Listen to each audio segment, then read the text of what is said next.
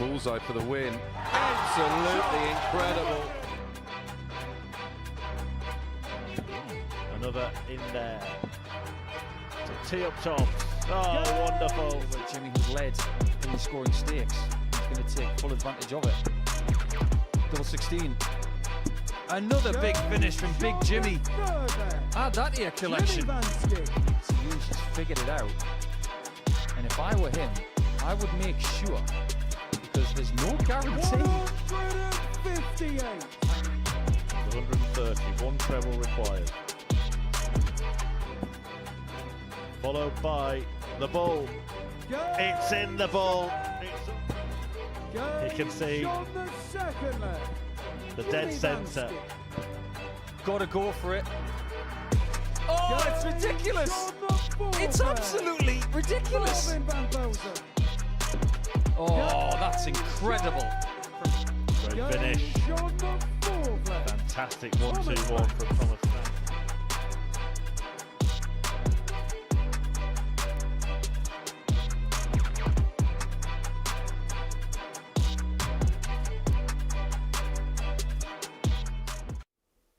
Hi there and welcome along to the Modus Super Series on this Champions Week. And what a Champions Week it has been so far. 2 great days of darts to kick things off.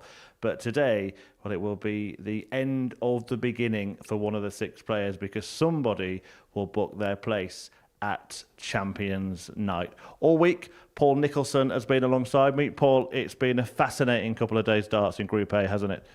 Yeah, I think a great start on Monday, but things got cranked up a notch yesterday, which was great to see. In fact, only one player actually decreased their average from Monday to Tuesday yesterday, but that was someone who actually played better on the whole. So yesterday was one of the most enjoyable days that I can remember here in Portsmouth, and long may that continue for the rest of the week. Yeah, we've got a 3-way tie at the top of the table going into the final day. We'll speak more about that later, but let's talk about the candidates to make it through to Champions Night, starting with the favourite to win Champions Week, Connor Scott, who did some incredibly inventive things yesterday and really did emerge as an authority in this group. Yeah, I think so. He started with a couple of defeats on Monday, so the way he's been able to figure it out and get to the top after a couple of days just shows where his confidence is at.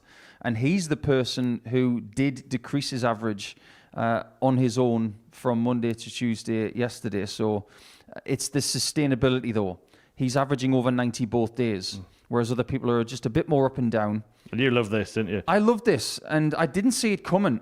And I've got to give a lot of props to our production team for actually spotting that his eyes went down and he wasn't looking at treble 18 to try and lead double 8.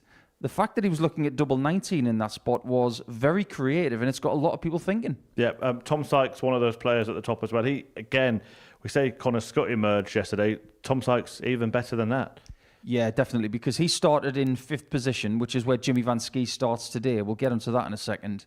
But his ability to really force the issue yesterday, to get 4 wins, to be the best player with points yesterday, maybe not the best statistical player, but it's all about points in a Group A situation, and in any group for that matter. So the fact that he was able to win 80% of his games to get himself in the reckoning, fair play to him.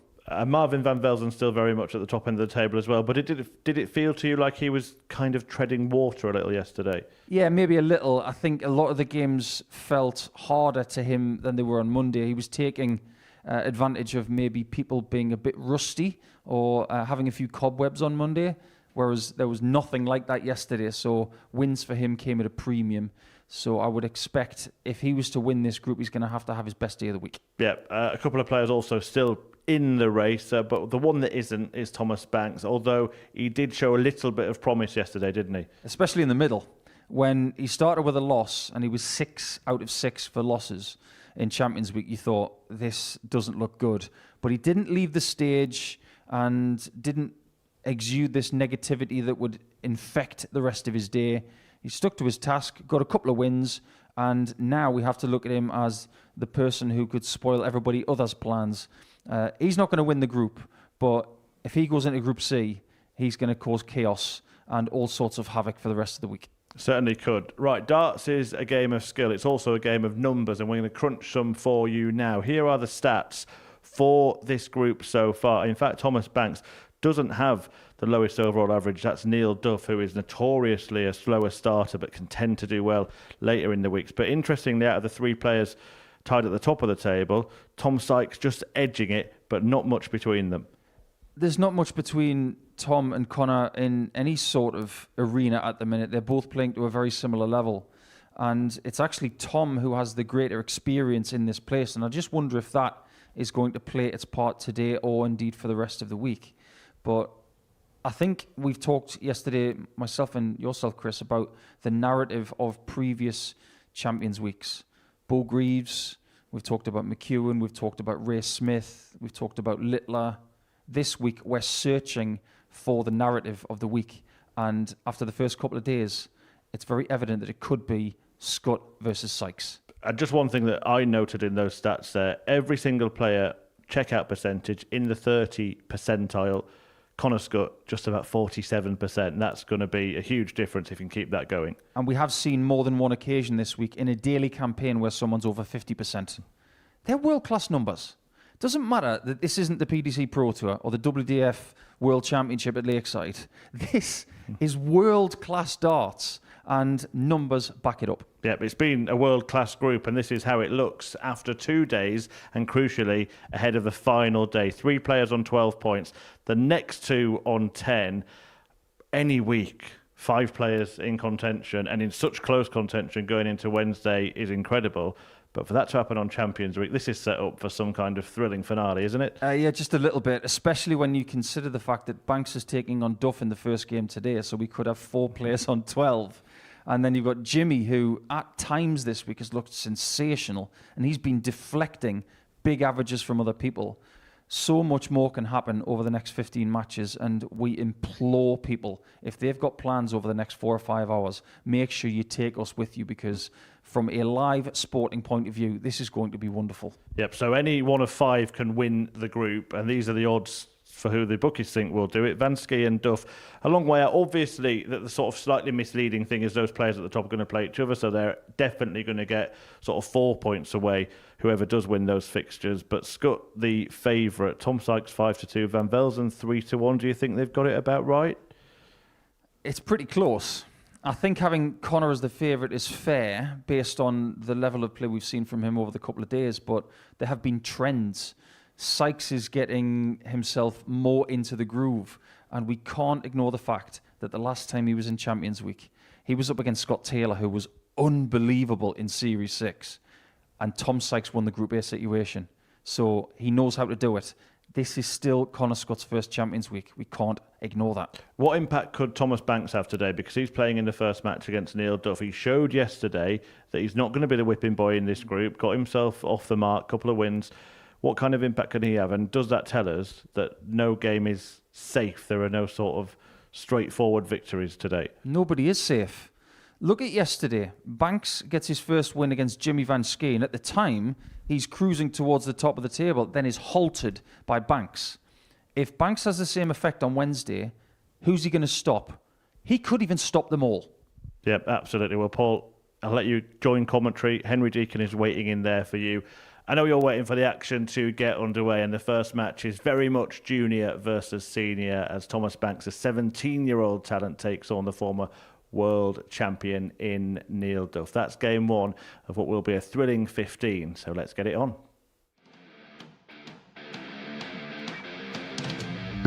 Great finish. Fantastic 1-2-1 from Thomas Banks. The ball. It's in the ball. It's unbelievable.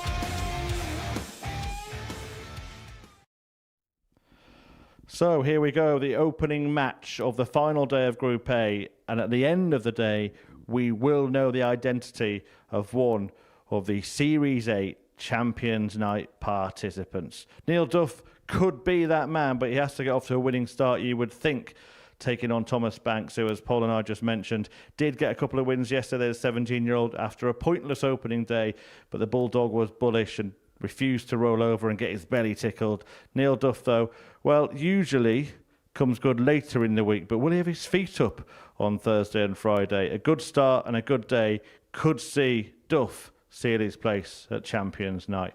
And our 2 in commentary, to talk you through the action, which Owen Binks is about to get underway as the referee, are Paul Nicholson, who's alongside Henry Deacon. Morning, Henry. Yeah, morning, Chris. Morning, everybody. It's Thomas to throw first. And so today is a day where somebody is going to realise a Super Series ambition. Somebody, 86. by the end of play, will qualify for Champions Night. The only player of the 6 that's done so previously is Tom Sykes. And so for somebody, they're going to be treading water 100. which they have never treaded before. Neil Duff, participating in his 3rd Champions Week, is perhaps a surprise he's never made the big night when you consider his record here in the past. Whereas for Thomas Banks, well, he's just taken every opportunity as it comes. He was superbly won his week in week 9. He's played okay, but maybe the way he's played this week has just been an illustration as to how different a Champions Week is 60. compared to a normal week. It's very different. Very different indeed. But there's one thing I've been thinking about all morning, because there's a lot of eyes on Scott. 81. There's a lot of eyes on Sykes. The likes of Van Velzen as well, and Jimmy Van Schie. But 140. Neil is a world champion. And even at 2 points behind the top spot, he's still floating under the radar a little bit. 140. Thomas, He starts by 81. leaving tops after 12. However, double 13 68. would have Now given you Thomas the require lead, 40. and Duff is in position to take the first leg against the throw. Throwing different darts today. 20. But the change Thomas, of darts require haven't 30. yielded a change of fortunes there, and Banks is hoping 13's lucky for him. Double 4 is the target of Game's on the choice first and the leg. target that's found. Thomas Banks one Banks. up. Now, if you look at the leg difference of Leg of Duff, Neil to throw first. Game on. he starts all square with 10 points, which is 11 legs behind Connor Scott. We'll get to that in due course. 85. But what I can say is if today repeats yesterday, points 43. tally-wise, maybe not for the same people, but there is a route where Neil Duff can get through this group 60. at the expense of everybody else based on points alone. But slip-ups have got to be very 96. minimal. Well, you suspect that he probably has to go through the card to do exactly that, and then hope there's a little bit of carnage below him. That would be the most realistic way that it's going to happen. 100. Yes, but he's got to score at least 8 points today. And he's got to have the likes of Scott, Van Velzen and Sykes only getting 56. 2 wins each. That brings Thomas into play heavily, because he'll want Thomas to score 8 points as well. 60. Now, Thomas can't mathematically win the group, but he can get himself into Group B, and if he can do that, then he'll be placed in the same group as 96. Steve West, who is a close friend / mentor of his. And if them two are in a same group alongside one another, that could be fun for the rest of the field. 140. You're going really early with the possibilities of certain groups, but I've already had the thought this morning of 96. Now a little bit of Marvin Van Velzen against Steve West. Double top for Duff. Game shot on the That's the second leg. stuff. Neil Duff. Yesterday was just so enjoyable. But against The Thomas standard to throw was first. Game on. Fantastic. 91.5 as an average for the day. 45 58. maximums. 45. That was 8 more than Monday, and we had 37 on Monday, which is really good. And the strangest thing was, 100. the lowest total of anybody scoring maximums yesterday was Thomas at 6. And usually, 58. he's one of the best maximum hitters of anybody. I suppose it backs his points up, saying that he's not a prolific 180 hitter. Yeah, don't give him any evidence, because after everything that happened in qualifying over the last 12 60. weeks, I said he was wrong, and I stand by it. Well, he hit the most maximums in qualifying, although there is a bit of a skewerty due to the fact that players are qualified through different 140. routes. So some players have played more matches than other players. Banks hit 46 180s in 9 games to qualify for this 54. Champions Week. All of the trends from Monday to Tuesday were positive. 93. Even Scott's average that came down by just a little bit, it was still a good one. And he got it to the top of the table. 180. And there's the first one. 152. First one of many today. It's not going to be immediately followed by the first 100. Tub Plus checkout on the 152, but Duff looking for the break of throw. 107 is what he's looking at Now to we require go 2-1 up, 107. and it would be for a break of throw as well. That's not the worst start in the world because treble 20 will still leave double 16. And so he gets that chance at double 16.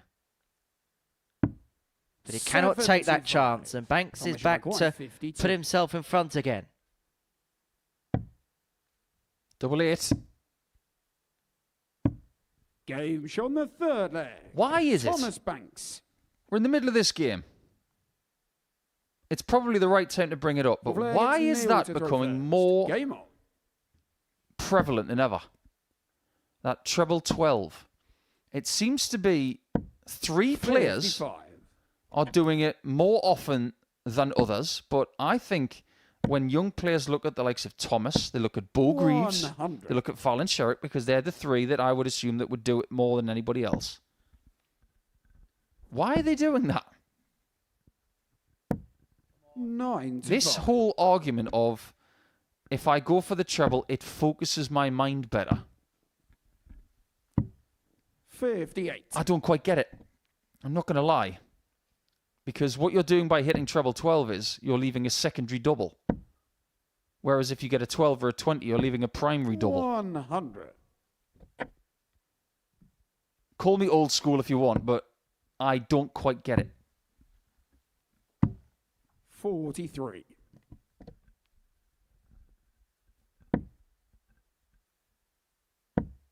It's not just a change of barrels today for Neil, it's a change of 100. flight colour as well. He's been using red ones this week, and sometimes little changes like that can make an 55. immense Now difference. we require 151.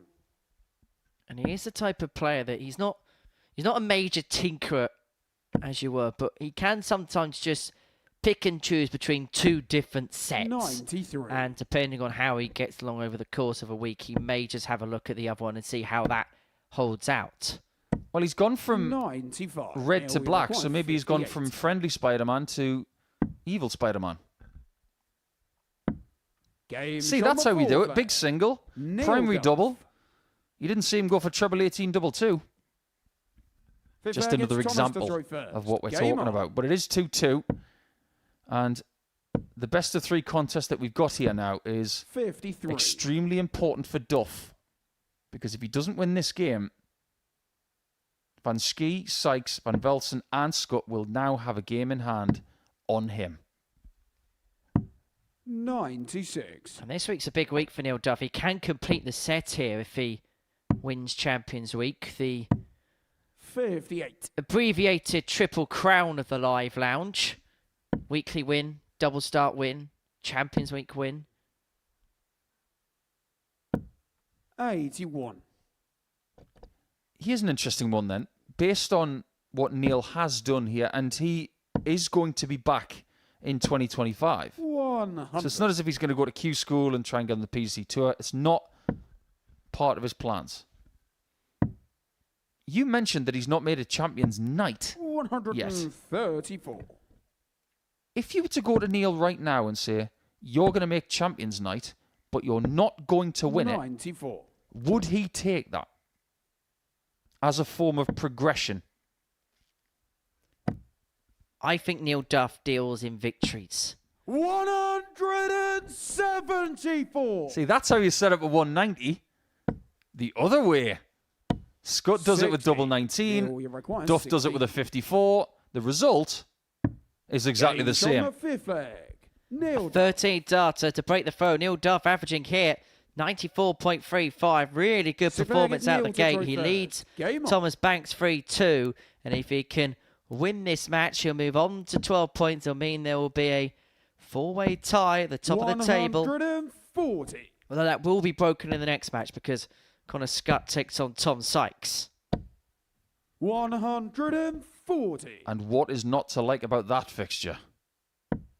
However, this fixture is one that Duff really likes. 100.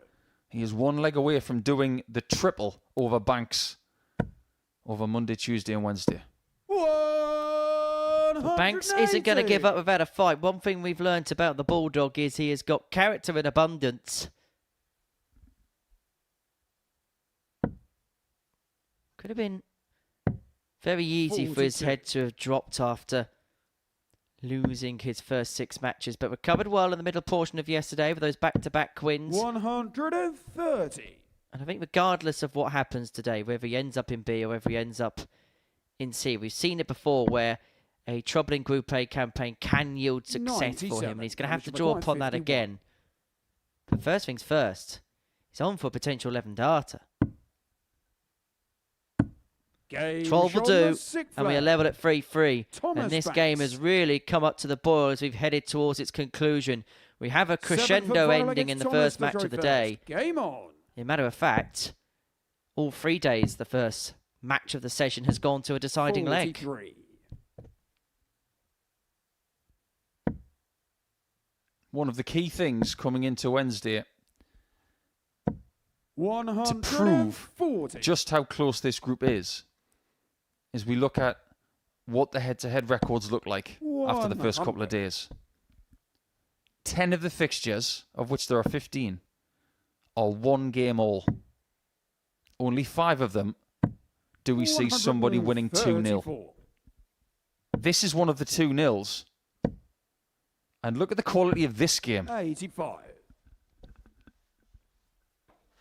If Duff breaks, it means that he's got a square ledger for the rest of the day. 2 85. more games where he will have the darts and 2 where he won't.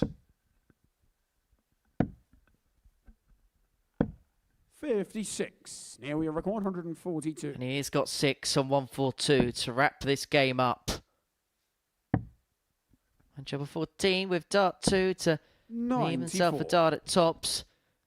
He's going to come back for 48 to take this game out 4-3.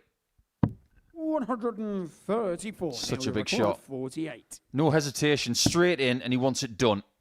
Double 16, and Neil Duff's over the line, and he kicks off his day with a win. A 14 darter in the deciding leg to beat Thomas Banks, who will remain at the bottom of the table and a lonesome figure at the bottom of the table. But for Neil Duff, he ensures 4 players are all on 12 points in this group, and it means we're going to have an almighty crescendo to this Champions League Group A. Neil Duff walks back down the stage, a 4-3 victor on the back of a good performance, average in excess of 96. In terms of his doubling, 4 from 9, he's very much in the picture, but that 4-way tie will be broken after the break as Connor Scott and Tom Sykes go toe-to-toe. The victor will be the first to 14 points.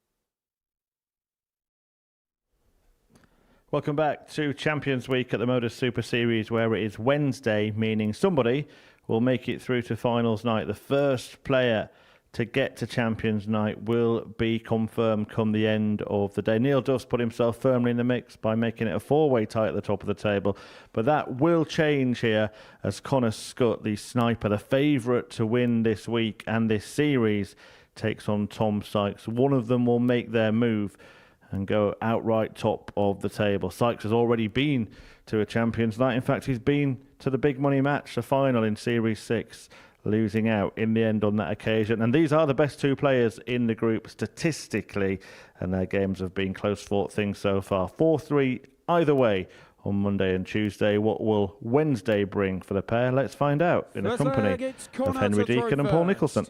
Game on. Yeah, thank you, Murph. Two players that will know as well that they're statistically the two best in this Group A. However, when it comes to the end of the day, stats will be irrelevant. The only one that matters is who's got the most points, and maybe the better legs difference as Connor Scott kicks off the day in perfect style. As soon as he hits that maximum, we just say, here we go again. Oh, 14. Early morning disappointment with the bounce out. He almost left the 150. It tells you straight away that Connor Scott is in a relaxed mood, because what we're seeing from him is maybe in recent times a bit of a change of MO where he used to do that all the time. If he's relaxed, you'll see him do it, but if he feels like maybe he just needs to focus in a bit more, he won't go and do that. But he's got off to a good start nonetheless, leaving 110 after 9. And tops after 11. 90. Tom, you require 170. Is this nothing after 12? Not quite. 100. Connie, But this 20. is the fixture of this group. With all due respect to the others, this one has been delivering. Game shot. And it gives us a 14-dart start for Sniper, because at one game all, these two have given us 14 legs before that one, which we just couldn't stop watching. 59. Just to back up what Murph was saying, these two have got the best running averages of the week, both over 93. 60. They've got the most 180s, 19 for Sykes, 16 for Scott. 57. However, if you dig a little deeper into their numbers, it was actually Connor that was the only person to decrease his average yesterday by 2.44 points. But he still averaged 91.89 for the day. 42. So that's where he's so good, because even if he decreases his output, he's still at a level that is better than most. Whereas 44. Sykes, he went up by 2.78 points, but his doubles percentage went up by 12% yesterday. That was the big difference.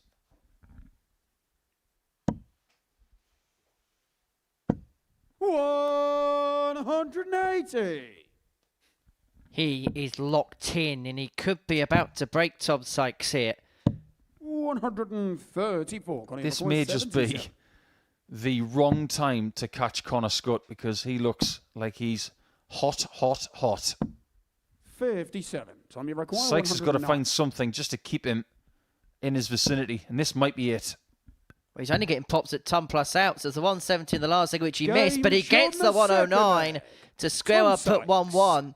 And it was an opportunity he had to get. Connor Scott knew it. It's Connor to throw first. The game was Game being on. played in a good spirit and at a very high level.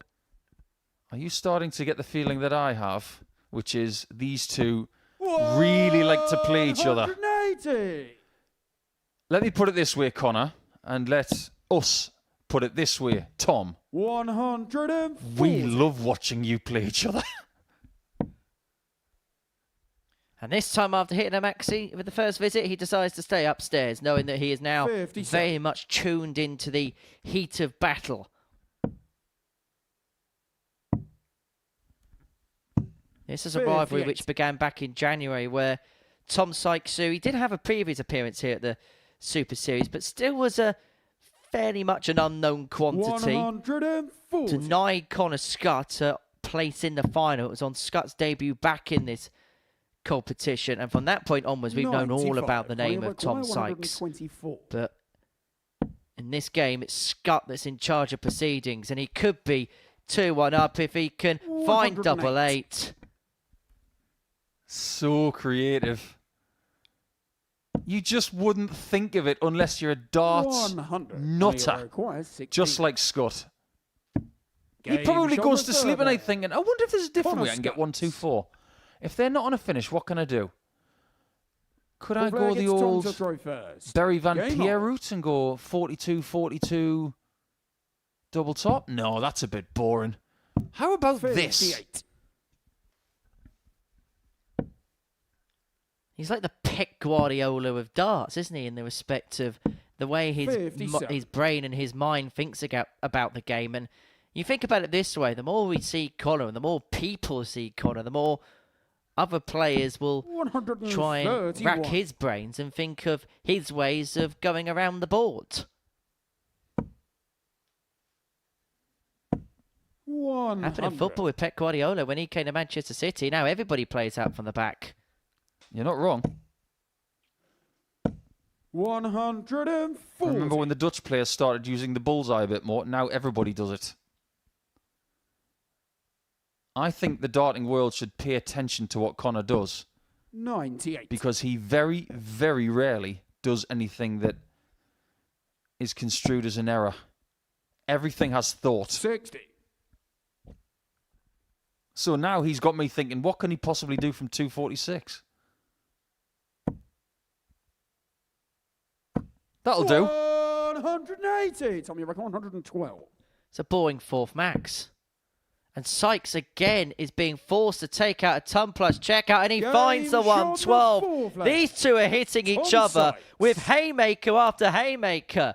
Scott is doing the scoring. Sykes leg, is it's doing Connor the to throw finishing. first. We're Game level on. at 2-2 in what can only be described as an absolute Brahma.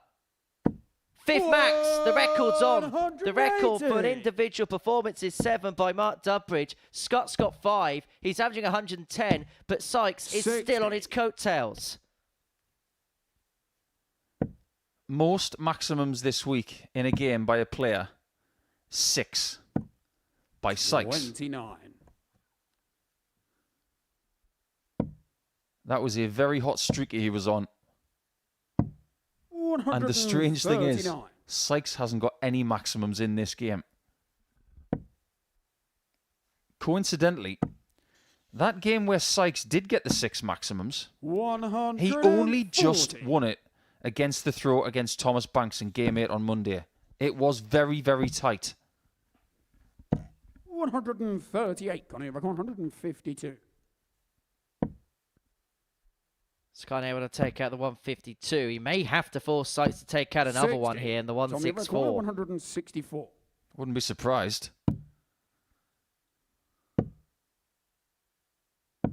64. Connie Record 92. Where does the error come from? Or is it just brilliance constantly? Different angle? 76. Try to guide it down the Tommy stem. Record 100. So the error is made. Where's the genius? 60. Well, for Connie all of the Record power scoring of 16. Scott, he's 2 from 8 on the doubles. Game But shot he on the finds fifth himself 3 to up in Connor this Scott. encapsulating contest. It's only game 2, but Sickler there is gets Tom something to throw happening in the first. table which is Game very, on. very important, and it's not those 5 maximums. It's not the 6 ton 40 pluses that we've got collectively. 57. It's the leg difference. Scott can get himself a 2-point cushion over Tom Sykes, as you can see, but if you look at that leg difference, 45. at this point in time, if Scott wins by 1 leg, there will be a difference of 10 legs. 180. That cannot continue for the chasing pack. 6th max of the match all told, 140. but not the 6th max for Scott there. Well, this is the first leg that Sykes has looked in control of, because the 99. other two he won, he was on the back foot and took out ton plus checkouts. And as soon as I say that he's in charge of proceedings, he's then gone down for 19s, league 165. Has he done that on 21. purpose? Because he wants a 1-3-3 to leave 32. Can you see what these players are doing to people like me? They're trying to make us think, was leaving 165 on purpose? We're going to have to ask Tom later, but 106. the biggest truth right now is he needs another ton plus finish. Triple 18 would have left double 16. And so 40. Scott, looking at the little fish, Connie, you require 130. to secure a big win. It will put him to the top of the table. It will move into 14 points, and that first treble is permanently laid for a second. It's double 5. It's a superb ending to a spectacular contest. And the sniper is firing on all cylinders. 5 maximum to 130 checkout and an average of 103. He gets the better with Tom Sykes by 4 legs to 2. He moves to the top of the table and he sends out an emphatic statement to the rest of the field. The sniper on what is a big day here at the Live Lounge is here to play. He gets the better with Tom Sykes by 4 legs to 2, who needed checkouts of 109 and 112 just to win the legs that he got because he was on the back foot. So Scott moves on to 14. Jimmy Van Schie and Marvin Van Velzen go toe-to-toe after the break. And if Jimmy wins that game, then Connor Scott will have a 2-point lead at the end of the first round of fixtures. Next year, when that decision needs to be made, he's going to be 49. 1 year shy of the age of the seniors. A very viable option. 2 players who are around that age. Well, what did he say about the 9? Will we get the 141? Will the promise come true? Double 12. Shot and the match. Steve West has won the match with a 9 dart.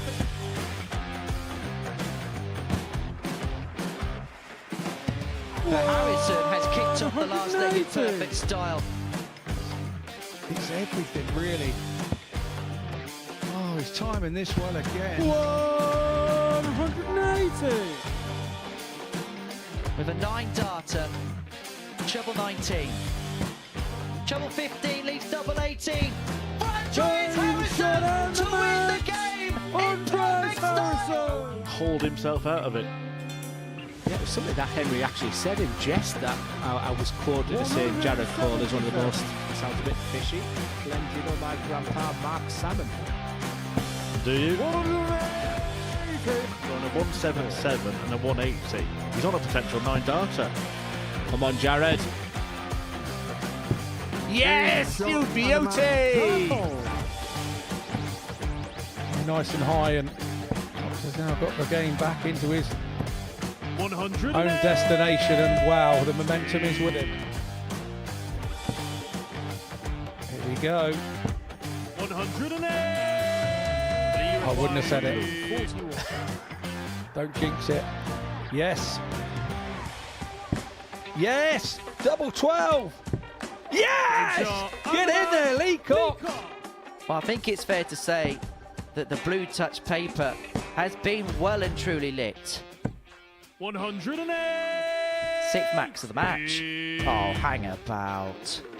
Hang about. It's getting ridiculous now. Can Tommy Leishman give us back-to-back 9-darters in back-to-back games? He could, you know. He could, you know. Goodness gracious me! Tommy Leishman. Back-to-back 9-darters! Welcome back to the Live Lounge in Portsmouth, the home of the Modus Super Series on what is Champions Week on Series 8. And Connor Scott may be the one that's about to make the cut. A fantastic, fantastic performance from Scott in the previous match. An average of 103, 5 180s from him. Now looking to move within a couple of points. Jimmy Van Schie, the 30-year-old Challenge Tour winner recently, back here at the Super Series, taking on Marvin van Velzen, who was top of the table after day one. He could join Scott at the peak of the pile there, the 24-year-old, in the daily Dutch darting derby, which will be described by Henry Deacon and Paul Nicholson. Thank you, Murph. Well, these two travelled together on Sunday morning, but they may well be heading in different directions on Thursday and Friday here at the Live Lounge. Both players looking to win Group A, but there's also a distinct possibility that they could be in different groups altogether when it comes to the Thursday and Friday action here at the Live Lounge in Portsmouth. For Marvin van Velzen, the first day was absolutely immaculate, winning 4 from 5, top the table. He actually put 8 points on his average from day 1 to day 2, but finds himself second in the pile going into day 3 as Van Schie kicks off his day with a maximum. Matter of fact, the last couple of games have kicked off with maxis. Everybody's hit a maximum in their first game, apart from Marvin van Velzen. He's only thrown 3 darts. I know I've gone early with that. But the quality is here on Wednesday, and this is what we wanted. We wanted a dramatic day to get our first name in Champions Night. It is definitely happening. I like that you brought up Marvin's increase in productivity, though, because of all of the players from Monday to Tuesday, it's actually these two that had the biggest hike in average number. Almost 5 points for Jimmy, almost 8 for Marvin, even though he won less points yesterday than he did on Monday. Jimmy did exactly the same. It was a mediocre Monday, which yielded points, and yesterday improved upon his performance, but kind of caught out with everybody else around him doing exactly the same. But he's left himself on 104 to take out the opening leg, and this was a enthralling encounter yesterday. We talk about players raising their game and losing. Van Velzen had an average in excess of 106 and lost this match. And that was because this man here hit 3 ton plus checkouts, but he's not going to get one in this leg. Yeah, 4 ton plus checkouts in the first 4 legs. That game had us in a spin. Even spinnier than a certain ginger-headed dart player who just hit a 9-dart leg, who nearly fell over on the hockey because he was so excited. Required 24. Hi, Tommy. 2 6s for Van Schie. Doesn't go, and if there has been one area 16. which there could be room for improvement for Jimmy at times, has been his finish. He's either hit it first dart or not hit at all. There's been no in the middle. But that's pretty much in the middle, and that's a break of throw for Van Velzen. He leads 1-0. Second leg, it's Marvin. Yeah, good start from Marvin, and there's that process after every leg. Goes for a sip of water and starts again. Really, really like that.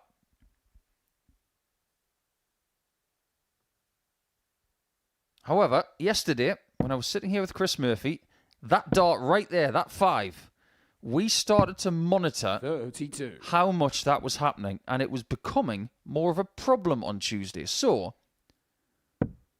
just because I couldn't get enough of the Super Series yesterday, I thought, last night, I'm going to look into something else in a bit more detail. 59. I rewatched the last game with Marvin against Connor Scott. There were 5 legs. Connor won it by 4 legs to 1. 44. Marvin didn't play poorly. He nearly averaged 88. But Scott was better. Have a guess how many times Marvin missed the 20 bed into the 5 in that match. 140. A lot. I asked you for a number. Just have a guess. Let's go 5. I don't know. 11. 59. If you put that into real terms, and let's say he should get, on average, about 12.5 extra points, because some of them were treble 5s, most of them were single 5s. We're talking about something in the region of 150 points lost over the course of a match, purely because he was pulling the dart left. That cannot continue in a career, because you can continue against world-class players given the more shots than they possibly deserve. Well, that now means every player's had a max for the day, and in matter of fact, in what is our third match of the day, midway through the third match of the day, we've had 10 maximums. 85. Jimmy, you require 36. So what you're saying is we're actually in line to have 50 for the day. Second leg. Jimmy And the Van more Schie. legs we have in matches, the more likely that is. If these players get more than what The they had verdict, yesterday, Jimmy which was to throw 45, first. hold on Game tight, on. because today will be very, very good. I remember a day where there was 52 180s. I don't know if that's the official record, but it was a day involving the likes of, well, that was the 58. infamous Gilliland Little a day, a group which also involved Andy Bartons, who at that point was probably one of the most prolific power scorers in the game. 85. Still is. That's the problem when you're playing amongst the elite all the time. Any mistake you make is pounced upon. 135. And that's the thing about Scott at the minute. He's playing so effectively. He made that performance of Sykes. He didn't make it look bad. 139. He almost suffocated Sykes with the fact that he had the darts and he had brilliance in the locker. 103 average, 5 maximums, 40% on doubles. 58. A ton plus check out of 132 in the match. That, in its entirety, is a world-class performance. And if they're going to stop him today, including these two, they're going to need to find darts like that. Well, that 140 Van Velzen leads him first to a finish, and Van Schie needing a triple here to do exactly 58. that. And so he's got 6 darts here for the breaker throwing a 2-1 lead in a game that Van Schie can ill afford to lose if he harbours any ambitions of winning this Group A. 61. Why is it we've got players today changing colour of flights and different types of barrels? 45. Marvin, you require 76. Neil Duff has changed a couple of things. Marvin has changed to a different coloured flight today. It's all red. Just Game like that shown the checkout. third leg. Marvin Van Velzen. 2 legs won, both on double 8. Van Velzen 2-1 to the good, and crucially as well for him, Well, he's it's got Marvin that to throw breaker throw first. which he needed Game. at some point in the contest. And so opportunity here for him to really grow into the match. He is the better 100. player in the contest. The numbers indicative of that, has an average 4 points higher than his opponent. 60. Yeah, Jimmy averaging over 90 for the week. Just a shade under 90 and a half. Marvin about a point and a half ahead of him. But if you're 83. playing to type at your improved level, that means you are playing well.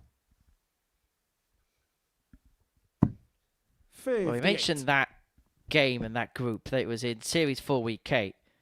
131 180s across that Group A. We're currently at a grand total of 90.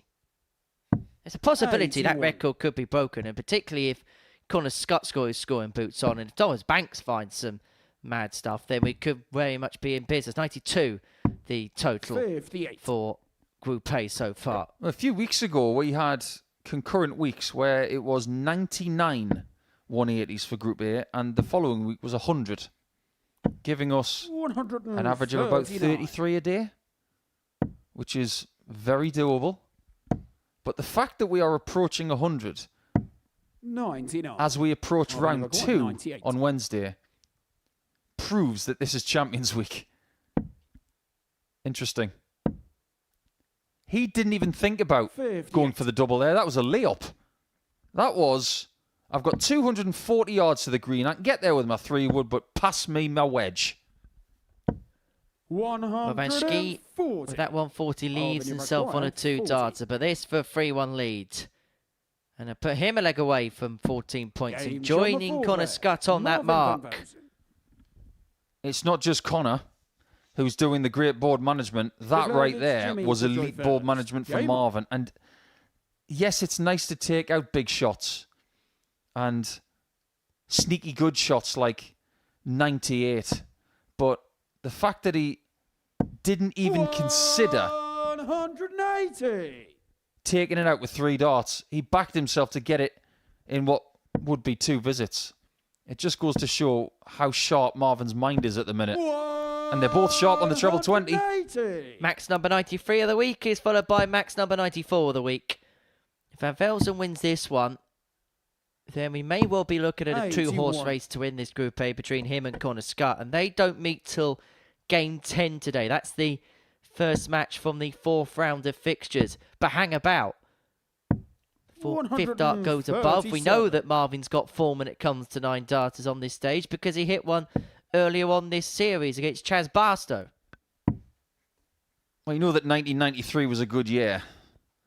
90. And 94 was a pretty good year as well because that was the year where we had our first PDC World Championship. But between the years of 93 and 94, there was a split in this sport. 140. And after today, everybody's going to be split up. There's going to be a 3-way split. One person leaves, comes back Saturday. 2 people go to the evening and 3 stay in the day. Double 18 for another one against Marvin. 132. That could be the last dart he throws in this contest because Van Velzen looking at 44, leaving it after 9 against the throw to secure a 4-1 victory and to join Connor Scott on 14 points. Tops goes and Marvin Van Velzen shows no signs of relinquishing in this Group A. He moves on to 14 points and it could well be a battle between him and Connor Scott for top honours in this Group A and for the first place through to Champions Night. It's not a salute today, it's just a thumbs up. And he'll be happy enough with that performance. Average of 98.79, couple of maxis in there, 4 from 5 on his doubles. The finishing has been a real focal point for him. He was 50% yesterday, 80% in that game there against Jimmy Van Schie, which he wins 4-1. Coming up after the break, Neil Duff takes on Connor Scott. Win for Scott, and he'll move on to 16 points.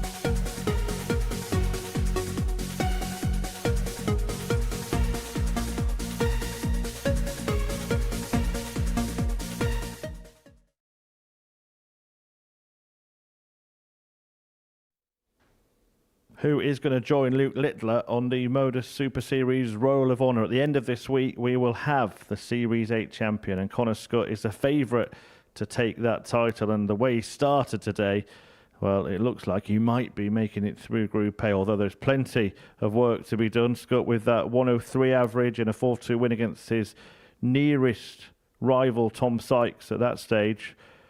5-1-8s in that match. He takes on Neil Duff in his second game of the day. And you'd have to say, even though Duff is just 2 points behind Scott and therefore could go level at the top of the table with victory in this one, defeating it, and it probably makes it very difficult for Duff to climb to the top of the table himself. So let's get the action underway. It's back to Paul and Henry. First leg, it's Neil to throw Well, first. Connor Scott is the man on this Game stage on. who you'd say is the most keen, but for Neil Dove, everything's changing, because not just has he changed his darts this morning, he's also now changed his shirt between Game 1 and Game 2. 81. I think he's giving people ideas, you know. Especially people like Peter Jakes, who's got about 8 different coloured dart shirts. Maybe you can wear a different colour shirt every game. It's the same in football, isn't it? They change kit every game, so why not in darts? 45. Keeps it fresh. However, Chris Murphy is 100% correct, because now as we go into round 2, there are 4 games left per player, meaning if you want to get 8 points more, you have to win them all. And if Duff loses, he will be 4 points behind and only 6 points left for him to claim. That will be very, very hard to do. Dare I say, this is must win for Neil Duff. If he loses this, it's probably over for him. 100. If I may be honest, I think Neil knows coming into the day he's going to have his best day. Minimum 8 points, ideally 10. 100. And with Neil, it can sometimes be a little bit different the way that he sees the game, because he will back himself in whichever group he drops into if he doesn't win this Group A to be there on Saturday night. He would like to win this group, of course he does, but he won't see it as his be-all and end-all. We saw it in the last Champions Week where Bradley Brooks lost out on legs difference to Bo Greaves, and it had a knock-on effect in the Group B. He never qualified as a result. I don't think Neil will fall into that trap, but he could fall into the Connor Scott trap of 8-8 to take out leg 1. Game shot on the first leg. He looks Connor Scott. in fine fettle this morning. Second leg, it's Connor to throw first. Game on. Connor is playing so well today. If he was a contestant on Strictly, he wouldn't be putting a foot wrong. 45.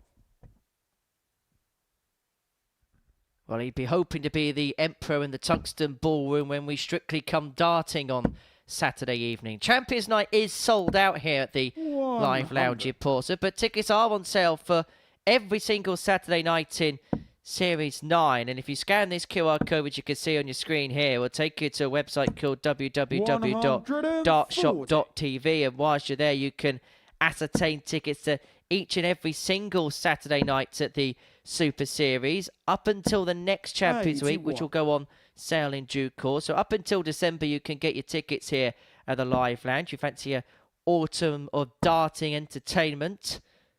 And who knows, you may see Connor Scott one final time in this building, because I highly suspect that when it comes to 2025, we won't be seeing him in this building. I have to agree. I do get the feeling he's going to be going back to the Pro Tour next year, so embrace him while we've got him. But if you are going to dartshop.tv, have a look at a couple of 140. the little windows on there, because if you want to click on a certain window, it'll take you to a ticket page for a certain week in November. And there are 2 back-to-back 50. weeks in November where you can get a full day's darts. Game shot on the second leg. Connor Scott. This, if it was a poker hand right now, Connor Scott has got a full book, because he's doing nothing wrong. Neil to throw first. Game on. Already got a pair, and he's looking for another one to make everybody take notice even more. 60. Yes, in November, you've got ADC Tour Finals for the guys and the girls. And if you want to come and watch that, and you reserve your tickets for it, you'll not only get the ADC Tour finals on the Saturday afternoon, but you'll also get the weekly finals of the Modus Super Series on the Saturday night. So get yourself down here in November. A great time to watch darts as it starts to get a bit chilly. Don't worry, we'll keep you warm. 140. With some red hot tungsten action. As a matter of fact, I'm just equating the number of darts it's taken Connor Scott to win legs today. And his win against Tom Sykes. He won legs in 14, 13, 16, 15. And in this game, he's won legs in 15 and 13. He is not breaching the 5-visit gap at any point. And he's left himself on a finish after 9 in this leg to get the double break. His average is 112. 140. Collier record 121. See, that's where things are different. If Scott was on 271, he would have started on 19s. Double 14. 93. Now you require 131. So that checkout's not going to go. And the double that gave Connor his invitation to 91. Champions Week You require 28. now beckons for a 3-0 lead. Back-to-back Game 13 shown darters. further. Connor Scott gets Connor the double Scott. break. He leads 3-0. Average of 109.98. 3 for 5 on the Well, against Connor doubles. to throw And as a first. matter of fact, Game on. Connor Scott has lost 2 legs today. Both of them have been to ton plus checkouts. He's hardly left his opponent in 180. single to double range as he hits his second 180 of this game and his 7th for the day already. 70. I'm not sure Neil has got in his locker right now enough to take Connor out because Connor is playing that A5 grade stuff 57. that when he's on it, it can't be beaten. I know I'm going early with this, but if he can ratchet up something in and around the 110 region on the back of the 103 average he had 30. against Tom Sykes, we could be talking record average for a day in a Group A territory here. You've gone early there, Henry. Gone very early. But I see what you're saying. Because the way he's playing at the minute, it's entirely possible he could have this entire really important day averaging in 3 figures. And he only needs 3 more darts to get rid of Duff in less than 7 minutes. Well, it's been a nigh on immaculate performance, and 84. Connor Scott will set up tops after 12. This would be for a hat-trick of 13 dart legs to cross the finishing line. There's nothing that Neil Duff could have done about this. In 55. fact, Connor, you there's probably require nothing most 40. players could do about this. This is a special player doing Game special things, and it's another match. special play Connor from Scott. Connor Scott. It's an average of 111.33, a hat-trick of 13 dart legs. Unlucky for Neil Duff, but delightful for Connor Scott. He moves on to a sweet 16 points in the group, and he's looking as if he's beginning to sweep aside the field. Van Velzen's doing his best to keep chase, but you're trying to have to keep chase with numbers like that. 111.33, 4 from 6 on his doubles. Scott demolishes Duff 4-0. And coming up after the break, Van Velzen looking to join Connor on that mark if he can get the better of Thomas Banks. Welcome to the party in Portsmouth here at the Modus Live Line. They've both got the talent where they just reel off leg after leg and dish out a heavy defeat. And what a way to start the day. We're up and running here on Champions Week with a maximum.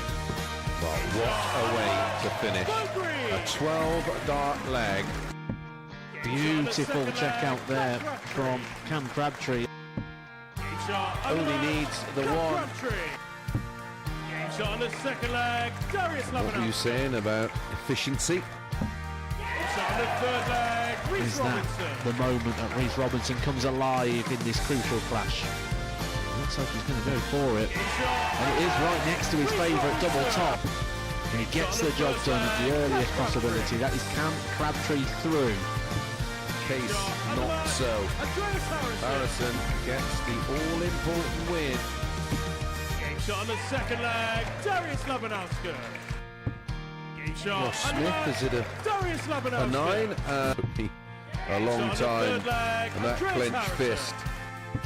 Game shot. He gets the job done in the end. He was nodding total agreement because Game shot on the fourth flag. Just like that. Only needs the one. there you can see So that she can unlock at any moment. But that is quality from Harrison. This would be a wake-up. welcome to the party in Pompey. Should be a good marker for him, and is. It was a great dive.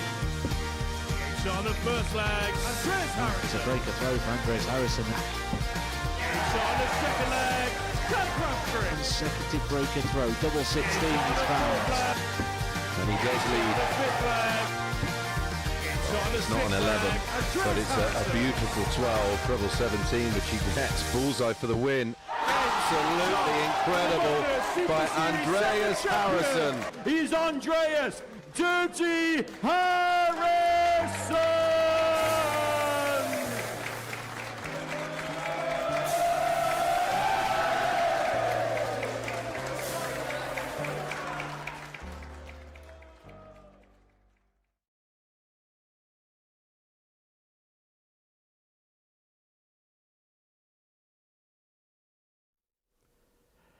Welcome back to the Modus Super Series, where Marvin van Velzen is about to take on Thomas Banks in the 5th game of today's 15, and they are significant matches throughout. Of course, it is Wednesday, and that means that a Group A winner will be crowned. And this week, of all weeks, it's even more important because whoever does finish top of the table at the end of today's play will be at Champions Night. And if they did put averages on trophies, then you could hand it to Connor Scott right now, because he's averaging about 107 for the day and is sending out a message to the rest of the players, particularly Marvin van Velzen, who's the man closest to him.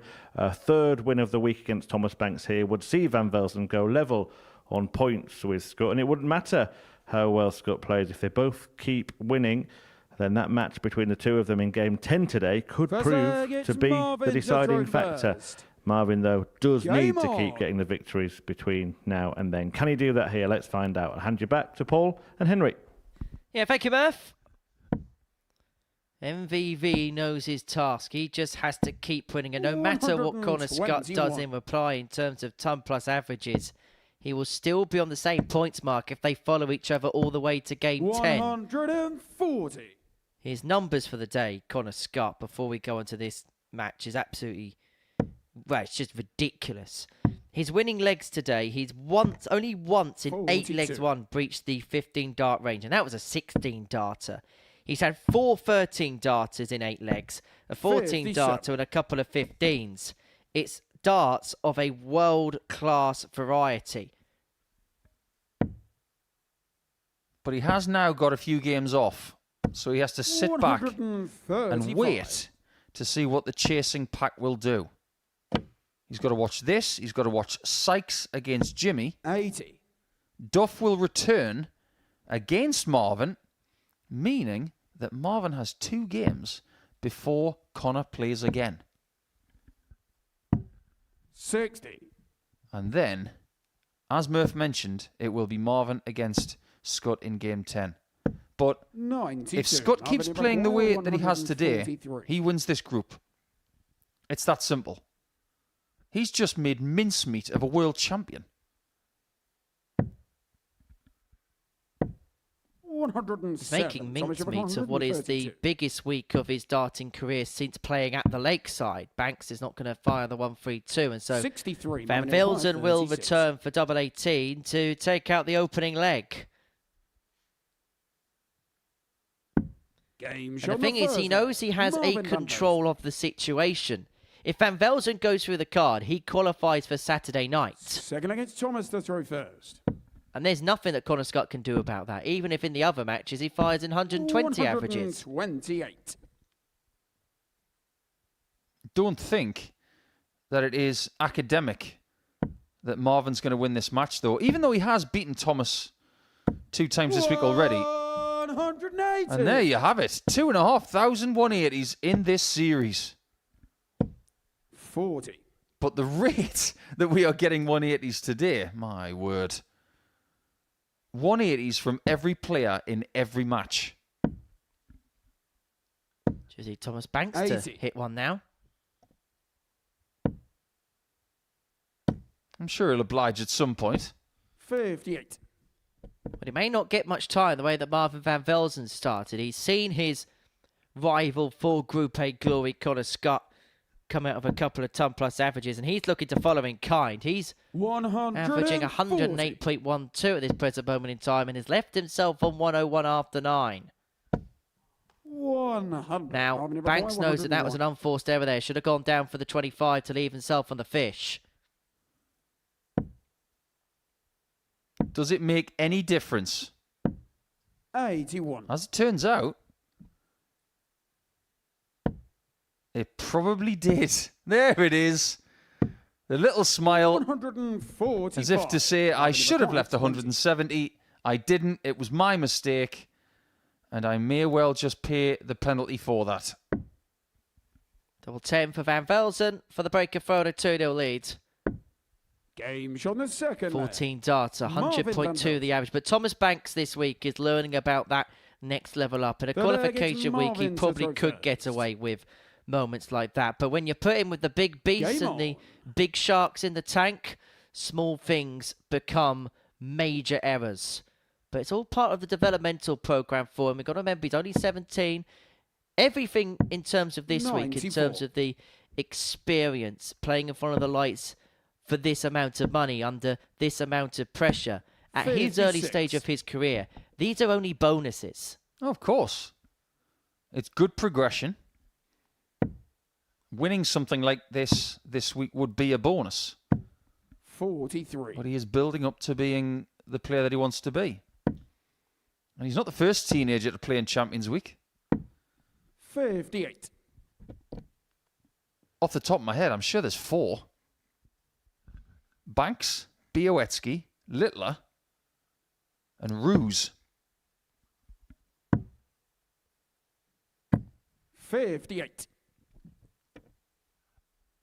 By the way, I've got a theory on Marvin's watch, which I've been referencing an awful lot of the last few weeks.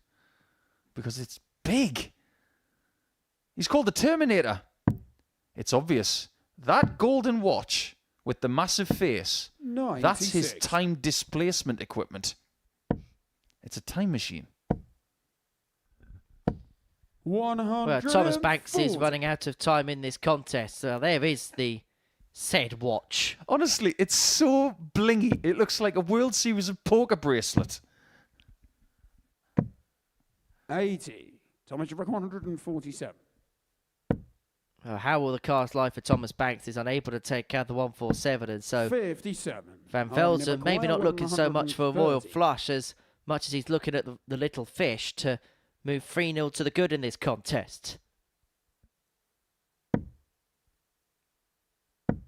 Beautiful dart for the ball. 105. So close. Thomas, you reckon 90. And Banks has got to hit this. 85. Unfortunately, that miss Marvin require 25. at a top double going low, it has haunted him at times over the last 3 days. And I get the feeling he's going to pay the penalty once again. Game shot on the third. Van Velzen, who needs to make a move, not just in points, but in leg difference as well. We can say at this point, we think he needs to win 4-0. Because even if he does win this leg and gets to 16 points with Scott, 140. he's still going to be 7 legs behind him. Well, he's doing everything that he can at this present moment in time. If he wins this game 4-0, then he would have played 8 legs today. So he would have played 9 legs today, won 8 and conceded just 1.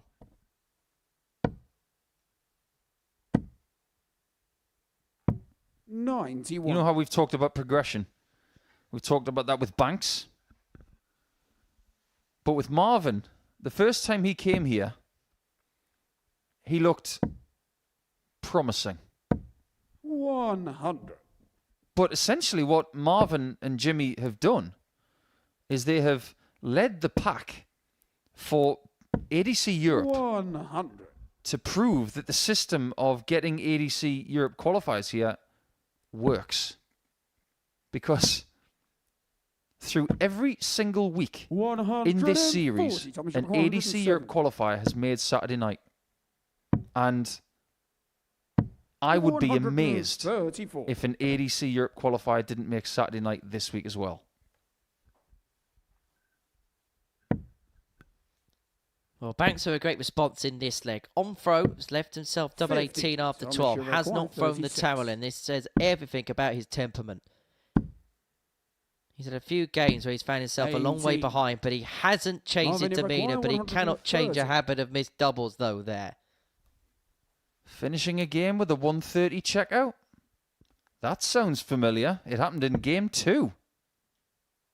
For his rival. 120.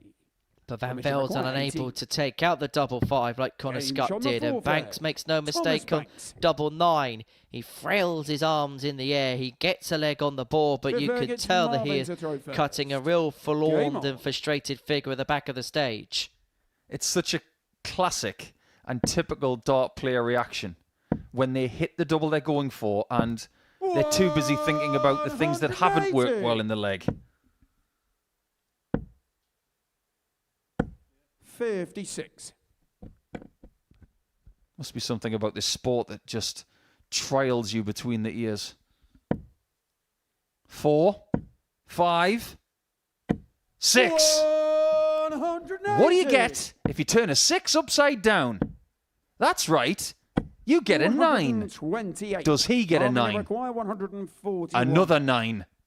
Nobody has done it twice in a series. And Van Velzen isn't going to do it here and now. Incidentally, that second 180 for Van Velzen there was the 100th 180 of the group. 60.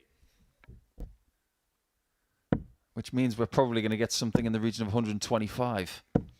45. That is Marvin off require the scale. 81.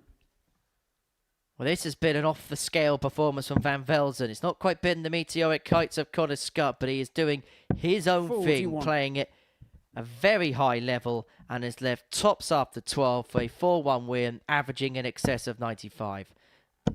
100. Marvin require 40. To put himself on 16 alongside Connor Scott.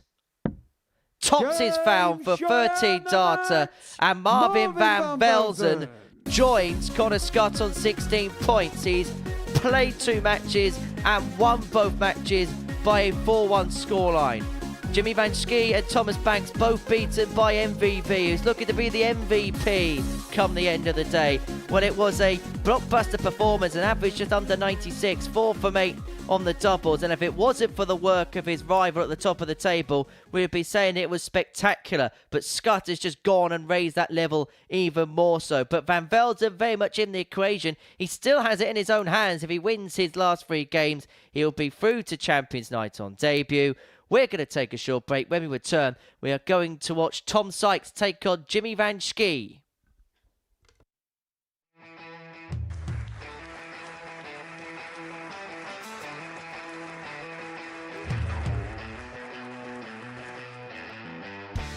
Hang on a minute. Wow! Oh my God! Well, that's 100 quid down the drain already. Itching to hit the 180.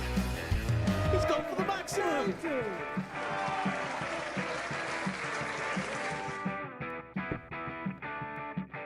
18 for the bull. Bull. 53. No, he said bull. That's a great first out from Adam. Oh, look at this. He's going to leave Schie. Oh, can you believe it? That is unbelievable.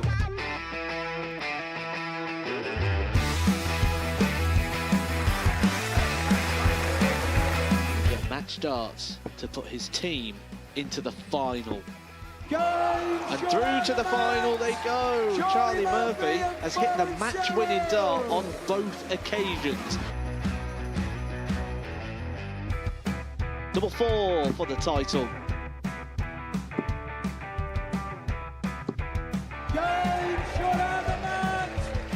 Please show your appreciation for the winner of the Influencer Pairs event, George Scaife and Adam Lipscomb.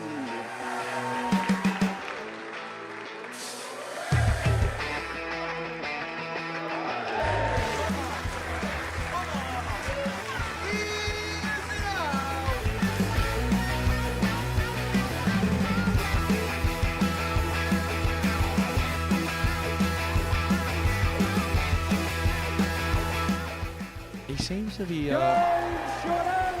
be out. That's what he is, Charlie Murphy. A couple more visits yet. We're not going to need that. Bosch.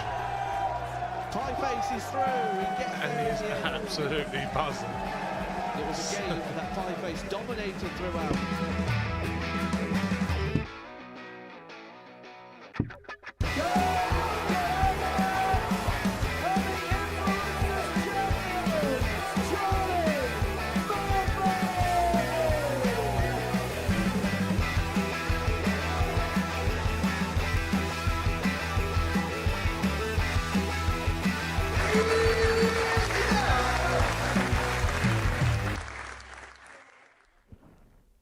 Welcome back to the Modus Super Series, where Jimmy Van Schie and Tom Sykes are about to do battle for the third time this week. And it's a big match for the big Dutchman here, because his hopes of winning the group would be over if he were to suffer defeat to Sykes in the same manner as he did yesterday. He lost 4-0 to Tom Sykes yesterday. A brilliant performance from the Yorkshireman, who is still harbouring realistic ambitions of winning this group. But his might get less realistic with defeat here. He'd be 4 points adrift of Van Velzen and Scott, who seem to be now the runaway top two. So Van Schie to stay in it mathematically, Sykes to stay in it realistically. Which one will get the job done? It's time to find out in the company of Henry Deacon and Paul Nicholson. Game on. Thanks, Murph. We love this fixture. It has been a final on a Saturday night in a weekly sense before. But before we go any further, Henry and I have just been talking off the air. And this is game 6. And today's going really quickly.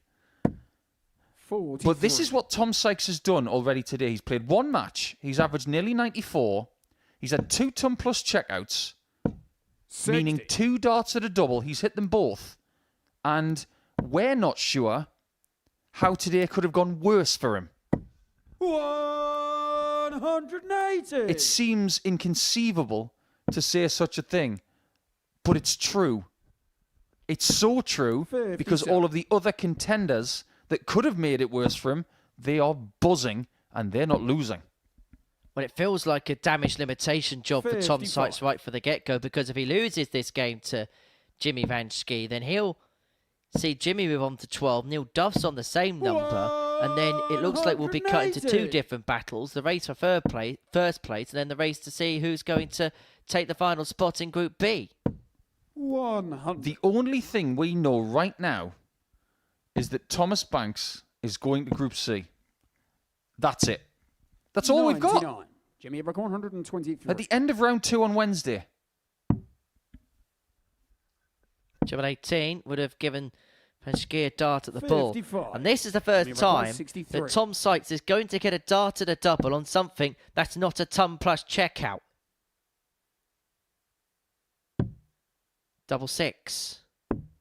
51. Does not go, and what has already been a Wednesday of woe could get a whole lot worse if Van Schie can find double 4. Down for double 2. And he moves into a 1-0 lead with the break. I'm not 100% sure that came out of his hand right, but it still went in. It went in a little bit sideways. Game on. However, Tom is a bit of a warrior. 96. Even if he doesn't win this group, no matter which group he goes into, he's going to be one of the favourites, if not 99. the favourite. Remember what happened in Series 6? 43. He won Group A. He didn't win the week. He lost in the final. Who did win it? The person who won Group B. And that was Scott Taylor. If there's one thing we know about Tom, he's got an engine. 180. He can win after playing for 5 days. 59. And the only time Jimmy Van Schie has not played a full week here was the previous Champions Week, where he played 2 days and he did not make the Champions Night. 45.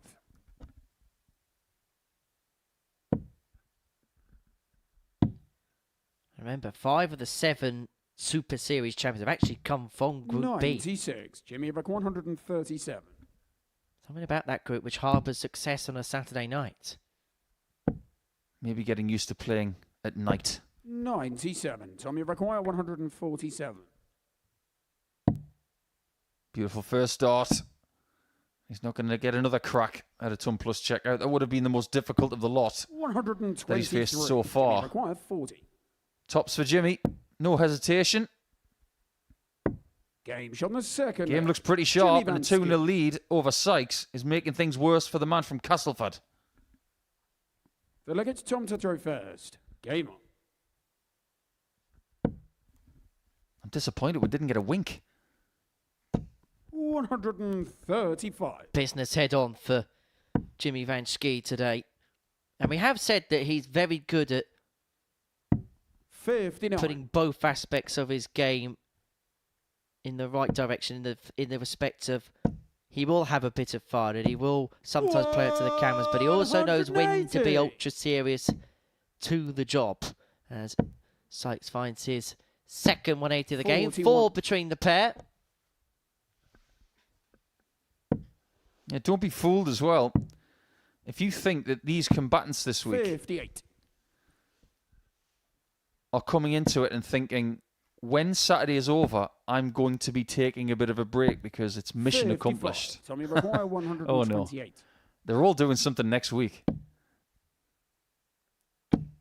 Double 10. Didn't need to do it, but does it anyway. Third leg. Tom Another Sykes. ton plus checkout for Sykes. The best of the bunch so far. Fourth leg, it's Jimmy to throw first. Tom Sykes has Game won 3 legs today. They've all been with ton plus checkouts. Had a 12 darter to keep himself in the contest. 140. Now here's a funny stat for you. Before today, Tom Sykes had 1 43. ton plus checkout this week. He's got 3 today already. And the strangest thing is, 100. all of the ton plus checkouts he's got today were better than the previous one. Because the biggest he had was 101. 100. And the best bit about it is, for the day, Tom Sykes is running at, let's say, 94 for the sake of argument. 85. And he's only won 3 legs. He's had to win all of them with ton plus checkouts. Now, if you're watching this and you have played here before or are aspiring 60. to play here, and you think, or you may have said to your ADC Vault pals, I can win that. 136. I can make that Champions Night. Can you? Can you really? Can you play to this level? Can you beat this level? Be honest with yourselves. Jimmy required 40. If you think you can, come and do it then. Game shot on the Because fourth Jimmy leg. Van Schie's just Jimmy put in a Van Schie. 14 dart leg, and he is not playing badly at all. But he's got an average against Tom 10 to less throw than first. Sykes. Game on. And it's 2 ahead. However, we've said it before, you can play to a lower level in terms of the averages 140. and still win if your timing is bang on. And for Van Schie, he is 50% on the doubles so far. 81. When he's getting opportunities, he is taking opportunities. 140. The thing about Jimmy is that he's so strong in mind 60. and he's so big a presence. If you cut him in half, he'd probably still be 6 foot tall. 140. But everything he has done in the last 18 months to continually progress as a dart player, it's definitely bubbling up to something. 100. Tommy required Continued 81. success wherever he goes. Or should I say about everybody in this group? Continued success wherever 49. they go. Well, this is a match that on most other days would be given as game of the day. It probably doesn't even make the top 3 right now, and we're only in game 6. You're talking about top 3 of the day, right? Never mind top 3 of the week. 32. This is for another 5-visit leg. Game shot on the And fifth that leg. is becoming Tom par for the Sykes. course. A 13 darter on the back of the 14 darter of Van Schie. Sykes Sick had a leg, Jimmy 12 to throw the leg first. Game before on. that. And so basically, you're going to have to do special things to win legs today. 5 visits is the bare 100. minimum. difference in the averages is 13 points. But looking at the doubles, 57. that's world class wherever you're playing. 50%. 91. Every now and again, you are going to get someone who averages less than you and beats you. But the wider that gap, the more infuriating it feels. 59. Am I being selfish when I hope that Champions Week is every week if this is the standard? 140. If we had this standard every week, can you imagine what a great week would then become? 140, Jimmy. 170. We are not taking this standard for granted.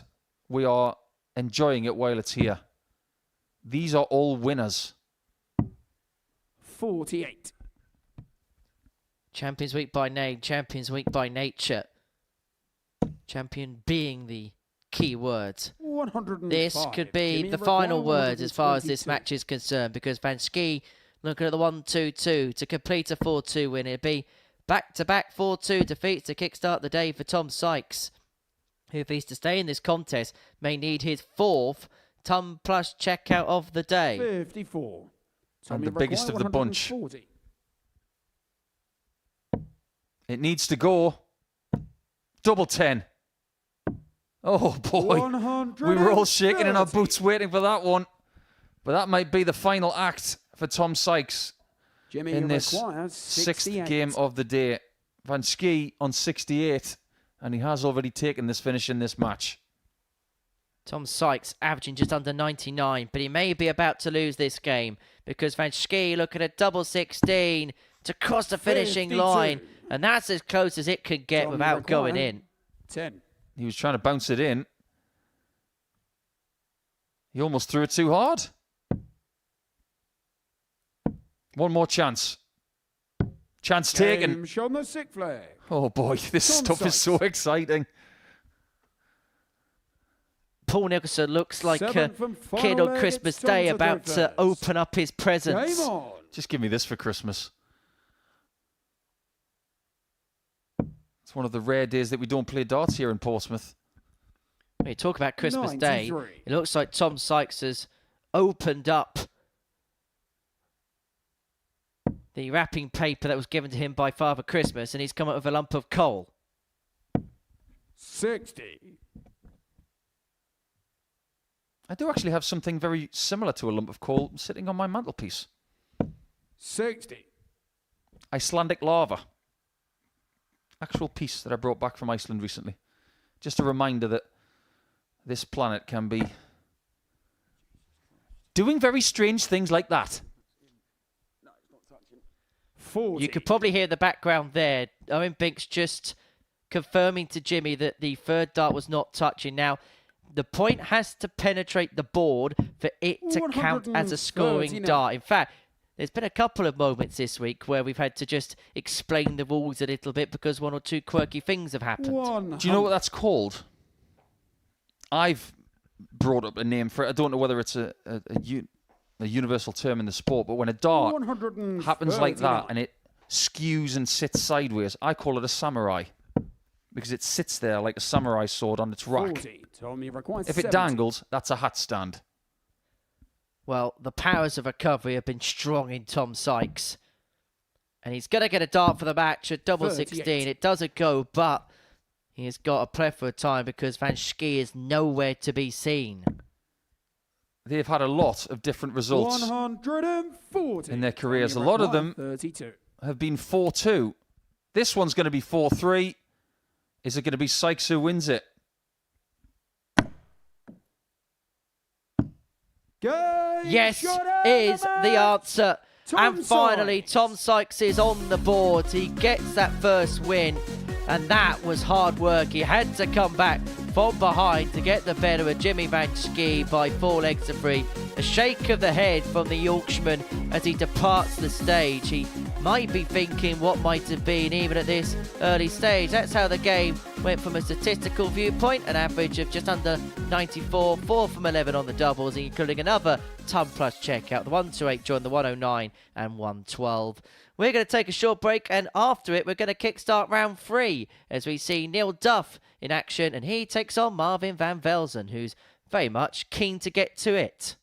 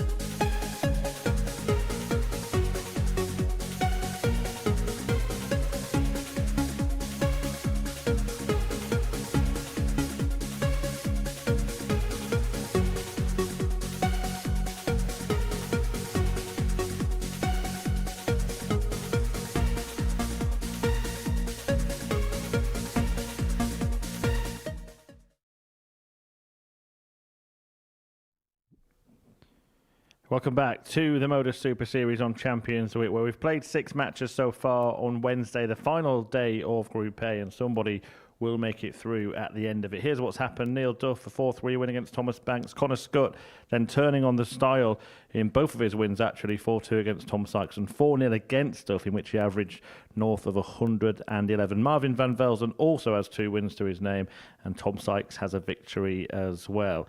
A couple of players have fallen off the tungsten tightrope. Of course, there is a safety net here at the Super Series, a secondary group for Thomas Banks and Jimmy Van Schie, who bows out of contention of winning the group after that defeat to Sykes before the break. And the same will apply to Neil Duff if he loses a game that is about to take place between himself and one of the 2 players tied at the top, Marvin van Velzen. That pair about to do battle on the stage here at the Super Series right now. And for the first time today, Marvin van Velzen goes out to bat before Connor Scott, so gets the opportunity to put pressure on Scott by winning this game. As I say, Duff out of the running to top the group with defeat in this one. Van Velzen will go top of the group if he gets the win. And it's time to hand you back to Paul Nicholson and Henry Deacon. Yeah, thank you, Murph. And on a day like today, how key may these psychological battles be? Because for the first time today, Marvin van Velzen can top the group. And will that just change the dynamic when Connor Scott takes on Jimmy Van Schie? But first things first, he's got to win against Neil Duff, who I think because of what was handed to him by Connor in his previous match, may well have a bit of vengeance on this particular stage. 140. Do you think Connor Scott minds that right now? He actually wants that. He inflicts 100. That 4-0 on Duff with that 111 average, and the next thing he wants is the person he's just beaten to go out and do that to Marvin. But there are so many different intricacies that are still possible here. We know that Jimmy Van Schie and Thomas Banks are going to a secondary group this week. That will be communicated to them immediately. However, if Duff wins this game, he'll go within 2 points of the top with the knowledge that someone is going to get to 18 in the next few games. So a 4-point gap is inevitable. It's incredibly unlikely that Duff is going to win this group, but if he wins his final 3 matches, he will ask the question. Talking about asking questions, he almost fired in a 1-3-6 to kickstart the match. However, Van Velzen not on the scene, and so he is going to get 3 more to take out the opening leg. 105. Neil, you require 16. Game shot. That's the kind of start that Neil wanted. That's the kind of stuff that Connor Scott was doing to him. 13 data. It's Marvin to throw first. Game on.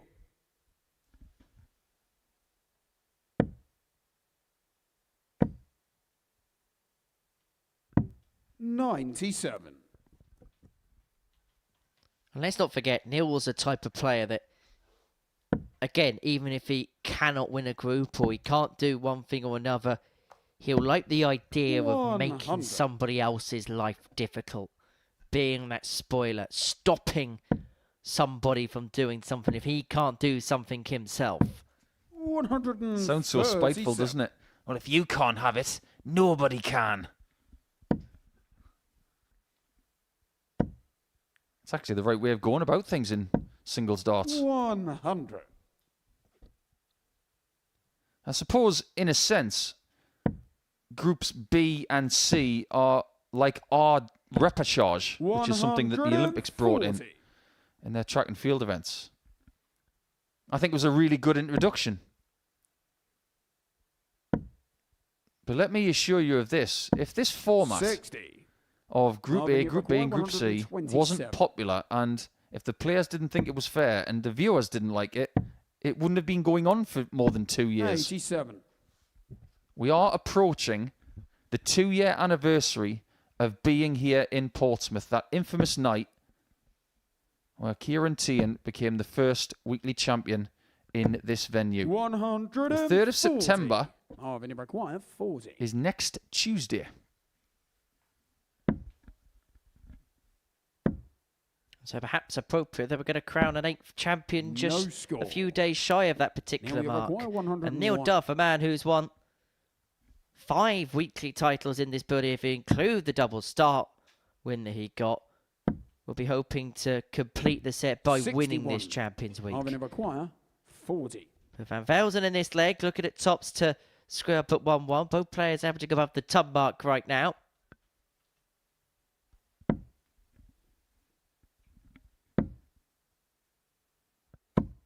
Game shot. That's really well done. He's had a lot of joy on tops this week, but he had to work really hard to take that leg on that bed. Third leg, it's Neil to throw first. Game on. Do you think Steve West thinks that Neil should count that double start as a weekly title? There's no rivalry between the two of them, trust me. 100. But Steve's got 5 weekly Modus Super Series wins, whereas Neil's got 4 plus double start. You know for a fact now we've said it live on the air, that if we interview Steve at any point in this week, he will bring it up.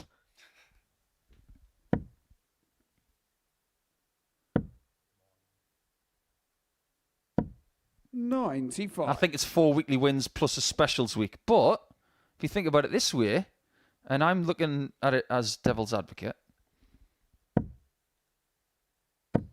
there's only one special champion, isn't there? 90. In the male game, because Women's Week was won by Rhiannon Sullivan. Neil Duff is the only double start champion. What would you rather have? 5 weekly wins or 4 plus being the only special player? Anyway, it's just, don't put a poll out there for that one. 135. We're just throwing it around a little bit. It is Champions Week after all. I'll let you deal with that can of worms, Nico. Van Velzen looking at 97 for the breaker throw in to put himself 2-1 up in this contest. 97. Every win is of the utmost importance for him. Every leg is of the utmost importance for him. Went double-double. 31. Now we require He's only left himself on 153. 66. If he returns. If becomes when. Sounds like a really bad Spice Girls song. 83. Marvin, you require 2 darters 66. both. One person gets a chance to break, and this could be one of the most important periods of this match. Chance on tops, but with one. And this time he's right on the money. Marvin van Velzen. He gets one opportunity to re-establish top spot in the group, albeit with his closest rival having that game in hand. But Scott's got to play Jimmy van Schie, who now has complete freedom. And it could be moments like that, checkouts like that, on combinations where players have one dart in a hand and a double, which could be the key difference today. We are at the midway point of our programme on this Wednesday. 45. Here at Champions Week. By the end of it, somebody will be the first to claim a spot of the coveted Champions Night and be the first in the race to win £25,000, the biggest prize pool ever assembled here at the Super Series. It looks like it's going to be a 2-horse race between Marvin van Velzen and Connor Scott. And just to mark your card a little bit further forward, them two go toe-to-toe in Game 10 of our session. So that's the first game of the 4th round of fixtures. And after that, the loser will only have one game 95. To recover the situation and hope that the other loses, if, as we think it may well be, that it all goes according to plan. 55. So much thought going into every visit here from Marvin. I think he knows exactly what he needs to do. He can't slip up once today. I had a chat with Marvin about this process over the course of the week, and for him, it sets himself right. There was times on Monday, and particularly in the game against Tom Sykes, where he realised that he was getting drawn into the pace, and that for him, just setting himself for that first dart helps him for the entirety of the visit. It settles him down, and it means nothing becomes thrown away or nothing becomes edgy. He's been a lot more accurate when it comes to the 20s and the treble 20s today. His dragging to the left has been minimised, which is something I implored him to work on last night. I don't know whether he did, but whatever he's done in the last 20 hours or so, it seems to be bearing fruit at this time. And that mistake from Neil is like fruit falling from a tree into the palm of Marvin, and he's very hungry. Double top again. 71. He's now got the luxury of coming back. It was almost a free hit at tops there for Van Velzen. But this 77 is must hit now. 40.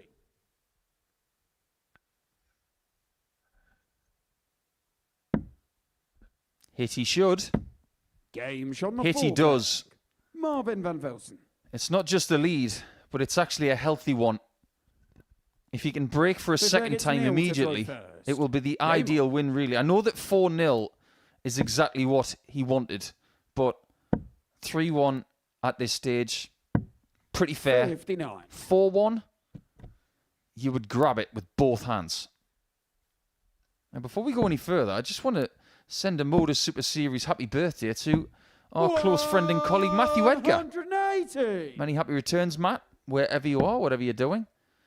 Probably in amongst all of his collectibles, counting them up, as usual. 84. And he's not the only person celebrating their birthday today. Johnny Tata from New Zealand, someone who we haven't had here yet. Marvin. 140. You tease. But he is strolling towards the win. And before I run out of time, happy birthday to my old pal Brian Roach from Australia. And local boy who does a lot for the local youth teams and the academies, Danny Pinhorn. Well, Van Velzen looking to pin his third 81. consecutive 4-1 victory today. He's left himself on a ton after 9. We said at the beginning of the session, yes, he needs to win a lot of games, but he also had to win a lot of games big. Well, 3 4-1 wins is putting him 60. right on the coattails of 100. Connor Scott. He's making sure it's not a possession for the sniper, and he's very much in the equation. He looks at tops, not going to get there. 60.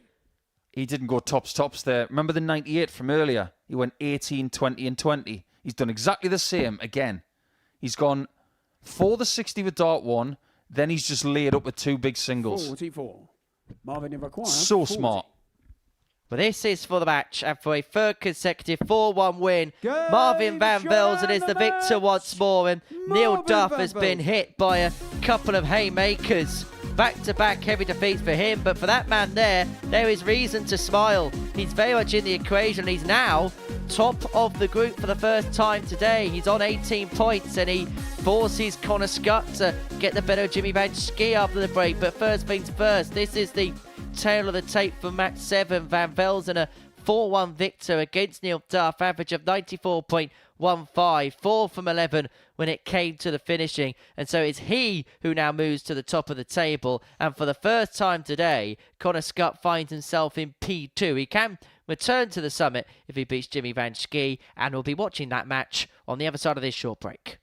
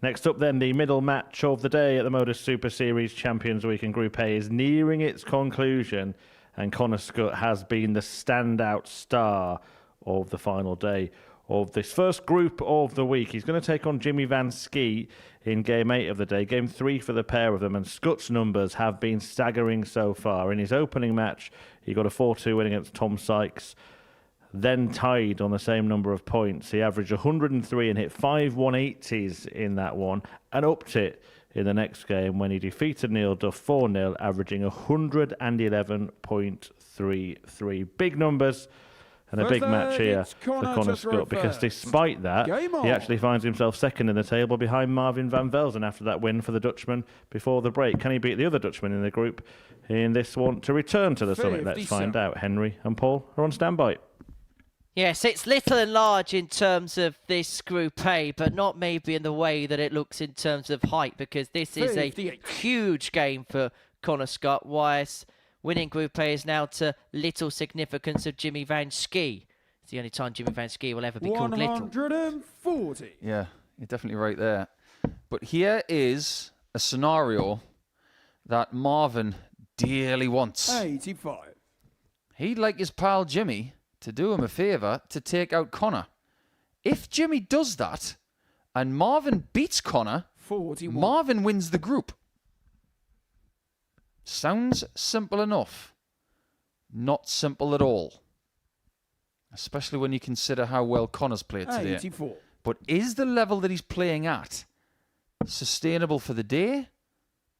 Or has he played his best stuff already? 125. We'll find out over possibly the next 7 legs. Well, Scott first to finish in leg 1, leaving himself 138 after 12. 46. And Schie 138.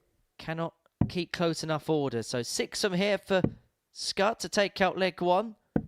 62. And in terms of today, has only dropped a couple of legs in a couple of matches, and both of them were to ton plus checkouts by Tom Sykes. So to win a leg against Connor today, you've had to do something special.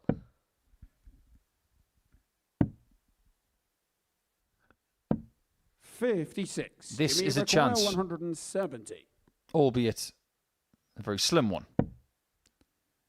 But when your opponent, who's been playing the best darts of the week, 98. leaves 20 after 18 darts, he's already given you a chance, which you didn't take. Connor Scott.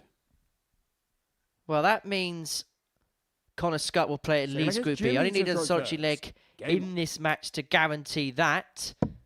Although I'm sure that that is a complete and utter irrelevance to it, because there's only one thing on his mind right now, and that is to win this Group A.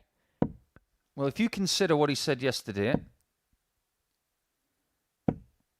140. He's probably already packed his bag. He said, I am going home after Group A if I win it. 180. So by virtue of that, he expects to win the group and has probably already got his suitcase in the car. 57. He's probably thought about which motorway service station to stop at as well. It's only an hour. 60. Unless he needs fuel. But the amount of enthusiasm that Connor has, he could probably fuel his own car with it. 140.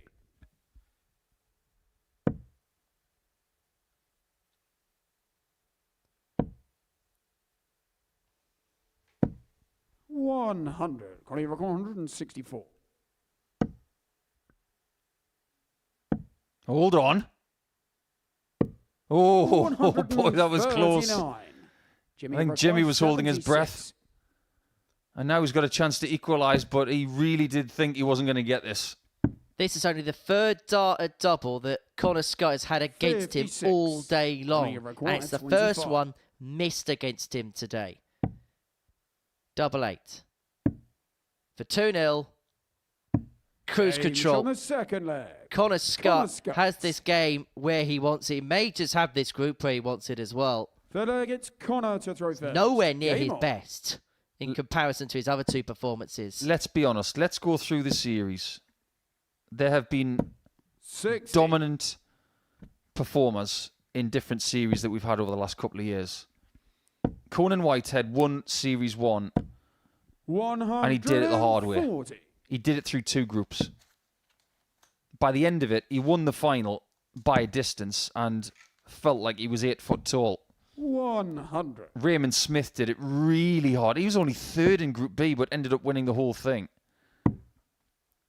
About the most academic 96. one we've ever seen was Series 3, where Littler won Group A and ended up winning on the Saturday.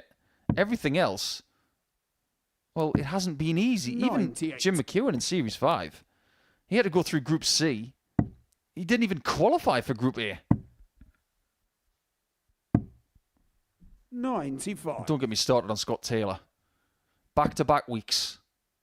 1 week 12. Played 2 weeks in week 13. 99. I think he Jimmy played, require what was it, 107. 58 games? Something like that in the course of 2 weeks. 60. Connie require 144.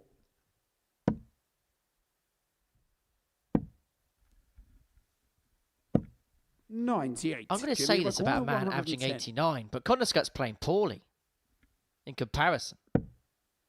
Jimmy's got to take advantage of it. And he's not doing so. 86. Connie require So if 46. Connor is in cruise control, he's probably only in gear number 2. And he's still winning.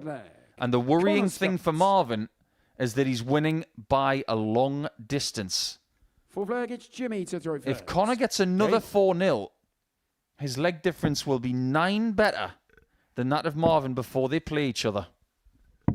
97. Isn't today an incredible example of how far he has come as a player over the last couple of years? We were both at the Lakeside when he was a very big favourite to win the first ever WDF World Championship. He lost to a Canadian qualifier, Sean Burt, in the prelim round. A couple of years ago, he was very talented, but he was also very raw.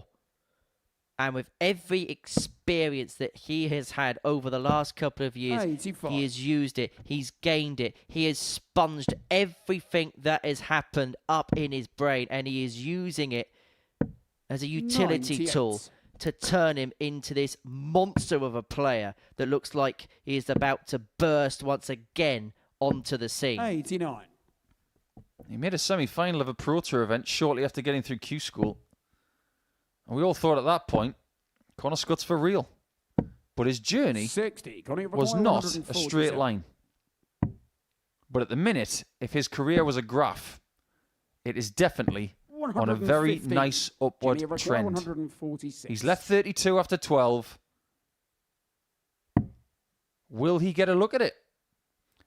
Jimmy doesn't like that lie. He doesn't have to go for 57. He might go 51 here. Oh, this is different. Bullseye. That would have been finish of the week right there. That was great thinking. But this game could be finished off because Scott wants double 16 and now double 8. And that would have been for back-to-back 4-0 wins. 25.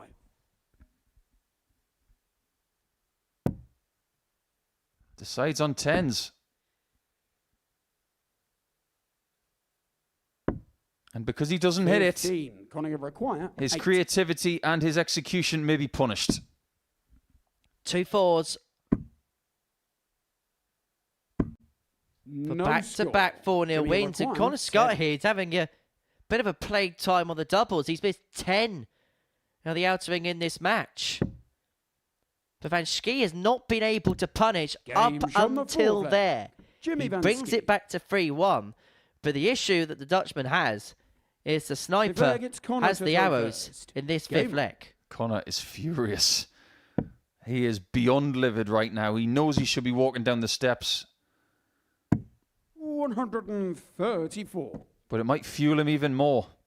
But can we please go back to that 146? Please pay attention to some of these 57. players if you are trying to learn the intricacies of the dartboard. There's more than one way to take a shot out if you've only got the one opportunity. Jimmy has just proven that. Survey the dartboard like it's a calculator. 96. There are thousands of different ways for shots. Well, Connor Scott saw red after losing the last leg and is now hitting all the reds and hitting all the greens. 97. And he could be teeing up a 4-1 win in next to no time at all. Well, not to steal your analogy at all, but Connor Scott has opened up his Christmas present, and in the last leg, he did get a lump of coal. 90. Now he wants an apple or an orange. Bull for tops. But that's a wild one. 58. Heads down to leave himself on double 16. To put himself back to the top of the pile and ensure that game 10 32. It's an effective shootout. It's a 4-1 win for Connor Scott. A 13-darter sees him over the line against Jimmy Van Schie. And this incredible day for the sniper continues. He is straight off the stage. He knows he's got business to do in Game 10 against Marvin van Velzen. He has beaten Jimmy Van Schie by 4-1. That's the tail of the tape from that particular contest. Well, the game of the day is Van Velzen against Scott. That's going to be in roughly half an hour's time. But before that, almost the hors d'oeuvre to proceedings is Thomas Banks against Tom Sykes. And for Tom Sykes, if he wins this game, he's only a couple of points off the top two.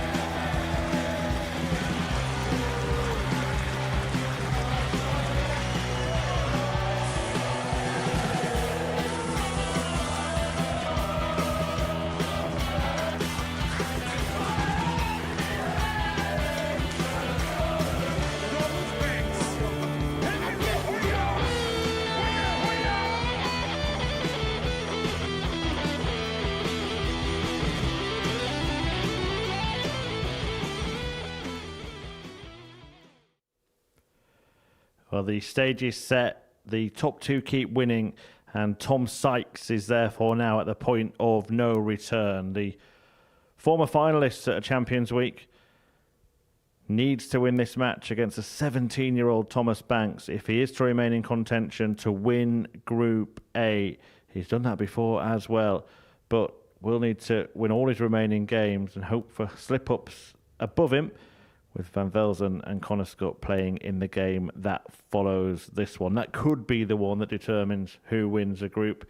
Ultimately, however, Tom Sykes can keep himself in contention. Now, has played some decent stuff. He's still got a big smile on his face. Will he be grinning at the end of the game? It's time to find out with Paul Nicholson and Henry Deacon talking you through it.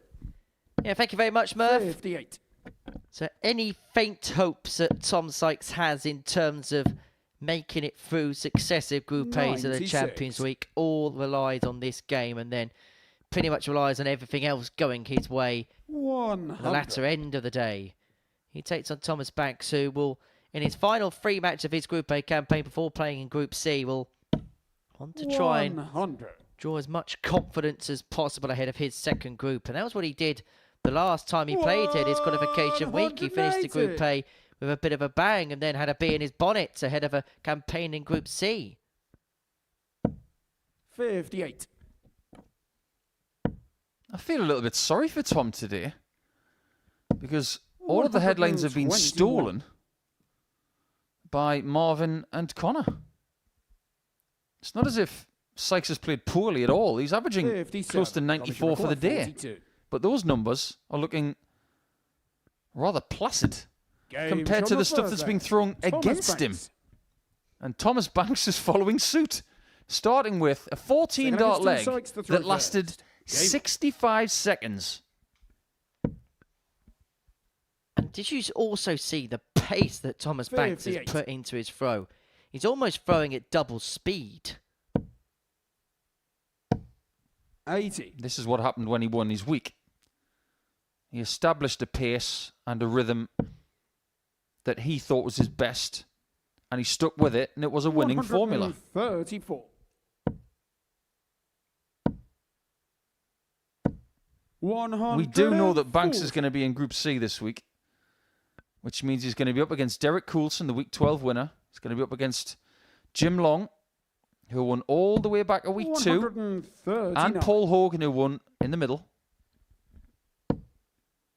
But the pace of those games, 81. he's going to have to be patient, which is why when he was playing Simon Adams in his week, that might be an experience he can use. 145. Never even hesitated about going for that. I think the gloves are off now.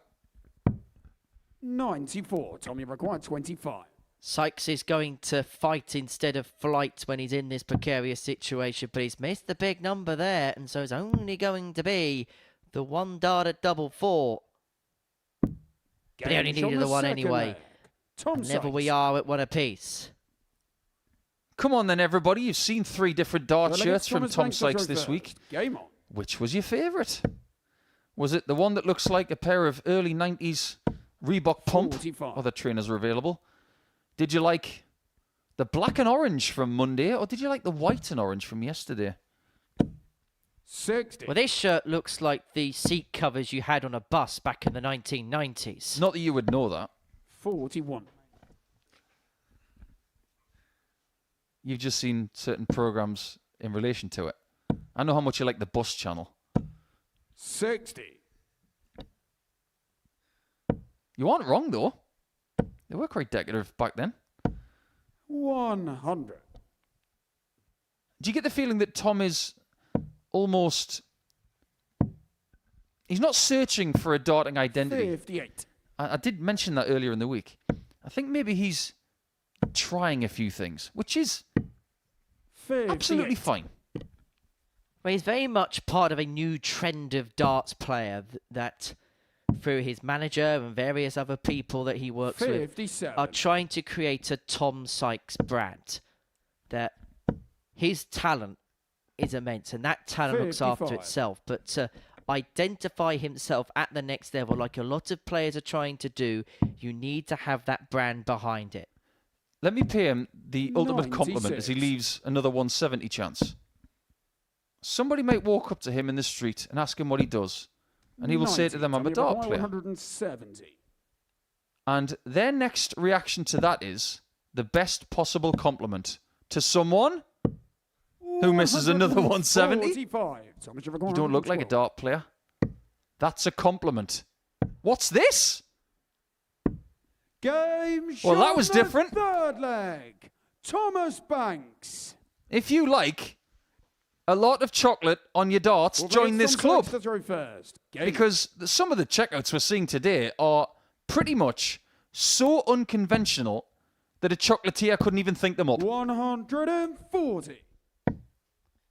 Well, well, well. Wednesday at Champions Week really is delivering. In high dosage, in high drama, in high entertainment, in high scoring. 125. Well, we're establishing some similarities between young players and established players and aspiring players, of course. But one number that followed Luke Littler around was 111. 180. So we're now looking at 112 for Banks. Yeah, but I think Tom Banks may have just rattled the cage of Tom Sykes, because look at his eyes, look at the anger, the sheer anger in his face, and the sheer determination But 46. he's missed a couple at double, and that will irk him a bit more. Well, I'm surprised he went that route for 222. 94. Because isn't it 4 bullseyes and a double 11? Sykes is in no mood to mess around, to faff around. 8. But he is having a bit of a faff on the doubles. Another bull. 103. Tommy required 2. Well, that reaction was very similar to Game one shot that on the Rory full McIlroy back. had on the 18th Tom green at Sykes. Augusta a couple of years ago when he hauled a bunker shot. Well, Fifth leg is 2-2 Thomas in this Banks to one, throw and this first. one isn't dull. Game on. But then again, we haven't had a dull game all week. This has been so good over the last couple of days. 81. I fear to think what we're going to get the next couple of days when we go double dosage on Thursday and Friday. Is it ironic that this is one of the worst games of the day statistically? 58. It doesn't feel like it. That's why today has been so crazy, because 100. we have not seen a bad game all day long. In matter of fact, so far today, of the 16 recorded averages that we've seen so far, the lowest average of any player is Jimmy Van Schie, 80.78. 128. And the next one up from that is an 83.27. That is how good the standard has been. 100. And more than 50% of the averages recorded are above the 90 mark. 140. That's what you get from a Champions Week. That's what you get from players who are playing with confidence. 140. Now here's Banks going ahead again. There's that treble 12. Game shot on the 5th leg. And there's the double Thomas ace. Banks. I think the writing may just be on the wall for Sykes now. In a live sense, he is third in the table. He's 19 legs behind 97. Connor Scott. And if he loses this leg or the next, he's going to be 4 points behind as well. 60. And that is something he can't bridge.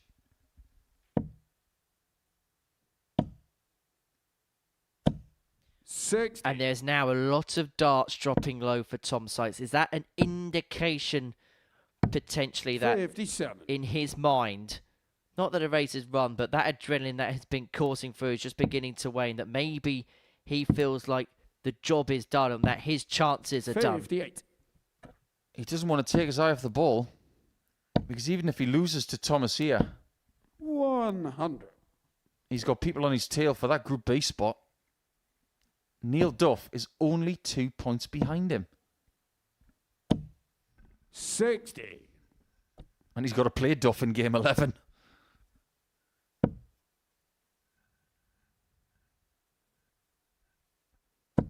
Great last start. Leads Banks on a finish. Sykes needs to find something tangible here.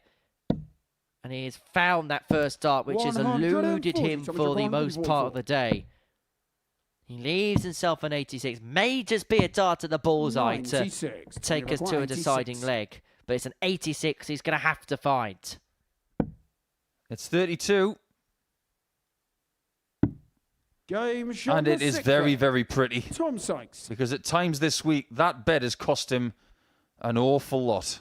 He puts it right, but if he doesn't break, he's going to play tomorrow and on Friday. 57. It is all on the line here for Tom Sykes. It's just laid bare. Has to win this leg to stand any chance, to have any faint hope. But from that point onwards, he's going to need every single result to go his way. And he's probably going to have to win his last couple of matches 4-0. 56. I'm just trying to look at the glass half full for Tom. He's won a Group A in Champions Week before. He 59. didn't win the week. So by virtue of not winning this group, 100. he has a fresh challenge of sorts to try and get what he was so close to getting in Series 6. He can do it a different way. 44. Well, the Castleford Tiger's going to have to lick his wounds and lick them very quickly. 92. If he doesn't win this game. And that looks a real distinct possibility now, because Banks pretty much has this last leg where he wants it. Although a maxi would change proceedings because it means that Sykes is going to get first go at an out. 58. 3-180s in this game. 160. Seems regulation. Now, 138s this week, we've seen a couple of different routes. 60. Nobody so far has been using the 17s. It seems like the 19s is the most popular route these days. 98. So Tops is left. Can Sykes finish right now?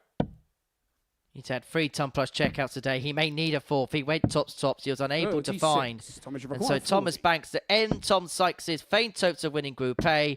He's looking at double 10. 20. That is 3 match darts 64. missed. And he's got a very sore left hand. He was not high-fiving himself. He was livid. That is a win for Sykes.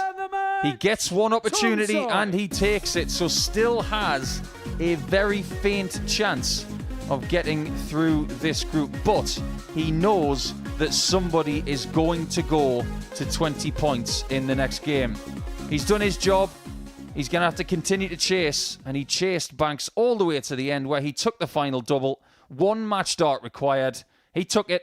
He takes the 2 points. But now we take a break before that titanic match between Scott and Van Velzen.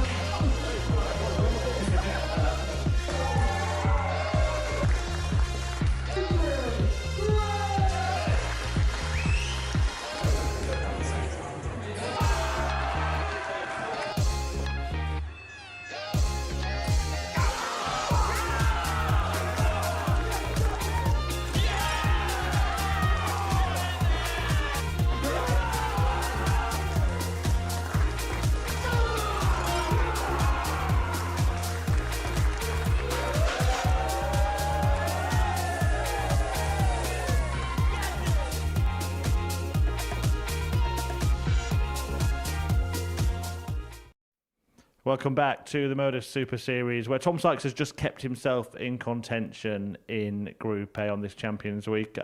It's still unlikely. We're going to talk about the next match, which may be the determining factor next, Paul, but you have to give credit to the rest of the players on a day where 2 of them really have made a statement. Yeah, and a very even keel of a statement as well, because before we get into it, they're undefeated. They've got the same leg difference for the day, but they don't have the same leg difference for the week, and that could be the deciding factor, but that's for a little bit later on. I think if you were to strip back the fact that it's Champions Week, that they've played, 13 games each coming up to this. This is just a game of two players in form that we want to watch. But if you add everything else to it, it just has a lot more to it. And the way that Connor's played today, I think if he'd had a third game of the day, which was the same as the previous two, Marvin would be thinking, have I got anything that can trouble this guy? But he's had a bit of a blip, even though he's still won by a distance. So it's got all the ingredients we could possibly want. Just quickly on the game we've just seen, Tom Sykes is still harbouring a small chance of winning the group. But in terms of getting into Group B, how important could that last leg have been with Banks missing and Sykes stepping in with that 64? Huge, because if Banks gets the win, then you've got Sykes against Duff. Duff beats Sykes, they're all square, and it goes to the final round. So having that breathing space of winning that game from behind against the darts as well, it's probably going to work in Sykes' favour, because it's very unlikely he's going to make the top now because of the leg difference of Scott. And with both of these players we're about to see being ahead of them in the points. So as far as Group B is concerned, Tom Sykes has done himself one heck of a favour. Certainly has. And this is how the table looks with just a couple of games left to play for everyone. You can see that huge leg difference there for Connor Scott. So we'll tell you exactly what he needs to do in the next game, because he potentially could secure winning the group in it. Marvin van Velzen looking to get the win to put himself in pole position. It is such a big game. Are we looking at the winner winning the group? It seems easy to say that, doesn't it? But this group keeps delivering a yo-yo effect. We started with Marvin winning Monday. Connor is at the top after Tuesday. And we just don't know what's going to happen next. And isn't that a great thing coming into the final two rounds in a Group A situation? Any Group A situation, never mind Champions Week. It's been one of the best standards we've ever seen at this stage of a Champions Week. And we've still got 2 rounds to go. And now we can add the extra drama, which is what we were talking about last night. As far as the level is concerned, we've definitely gone up another notch from yesterday. But now, if the level drops back a little bit more, we wouldn't mind it, because now the nerves kick in. Absolutely. Let's talk about each of these two players then in a bit more detail. Connor Scott, the way he started the day, he really was saying, look, this is mine. You're going to have to take it off me. Yeah, because he really wants these 2 days off to go and spend it with the family and prepare in his own space. But there have been times today when he's been throwing darts at that treble 20 and he's made it look about the size of a slice of cheese, as in flat on the table, not the width of it as you look at it from the side. But there are times when he plays darts and makes it look so simple. It is anything but simple. These segments are small. When we zoom into them, they look bigger. But the way he's playing at the minute, they look massive. And every now and again, he proves why he's such a world-class dart player. Yeah, by my maths, I think if he wins this game, he's going to win the group. I'll just get that confirmed. But Van Velzen really does need to get the win here, doesn't he? We saw him yesterday towards the end of the day. You mentioned it earlier in the show. Pressure game, and he started drifting his darts to the left. Have you seen a difference today? Has he put that right? He has, and I've done a quick calculation of his numbers for the day, and he's 96 as an average for the day. That is still 5 points down on Connor Scott's average, but he's looked more ready for the challenge today than maybe ever. And it's only a few weeks ago that he was here winning through a Group B situation, hitting a 9-darter, winning the week. He desperately wants to get to Saturday, and he doesn't want to have to do it over the next 2 days. I applaud what he's done today. He's been a brilliant pro, and now he's got to do even more of it. Right, it might be the same question, this, but who's going to win this game and who's going to win this group? Well, I haven't checked my results yet. I don't know who's got the darts, but I'm going to go with the person who's got the darts. There we go then. Let's have a look at the game. Is about to get underway. Top of the table tussle. Paul's on the fence. You'll be on the edge of your seat. Let's get the game underway. It is Paul Nicholson and Henry Deacon talking you through it. It's lights, camera, action, and this may well be the act that seals somebody's place through to Champions Night on Saturday evening. Connor Scott and Marvin van Velzen have been on a collision course since pretty much dart 1 of this group. These two met in the very first game of Champions Week. Marvin van Velzen won by 4 legs to 3, and ever since that point, these two have been jousting it out for Group A honours.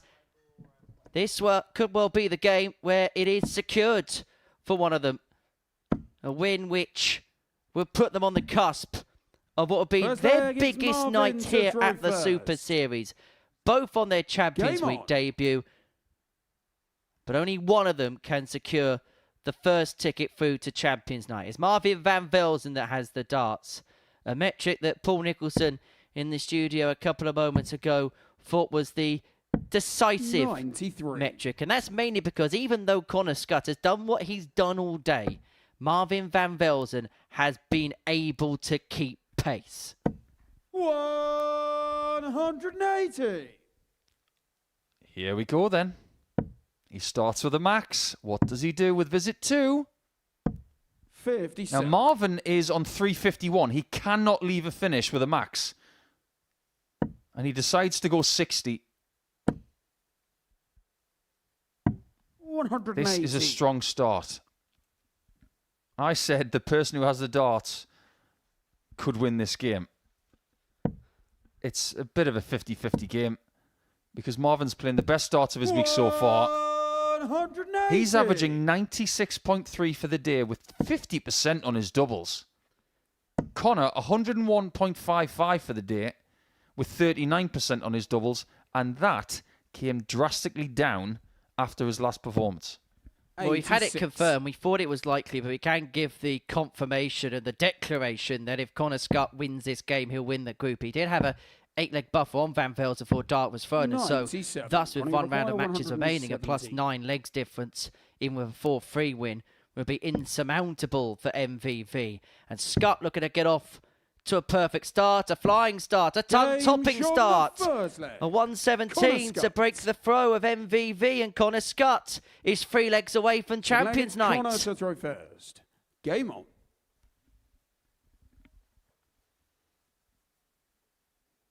And if he makes it, and he's got friends and family who want to come, 134. I hope they've already bought tickets, because there's none left.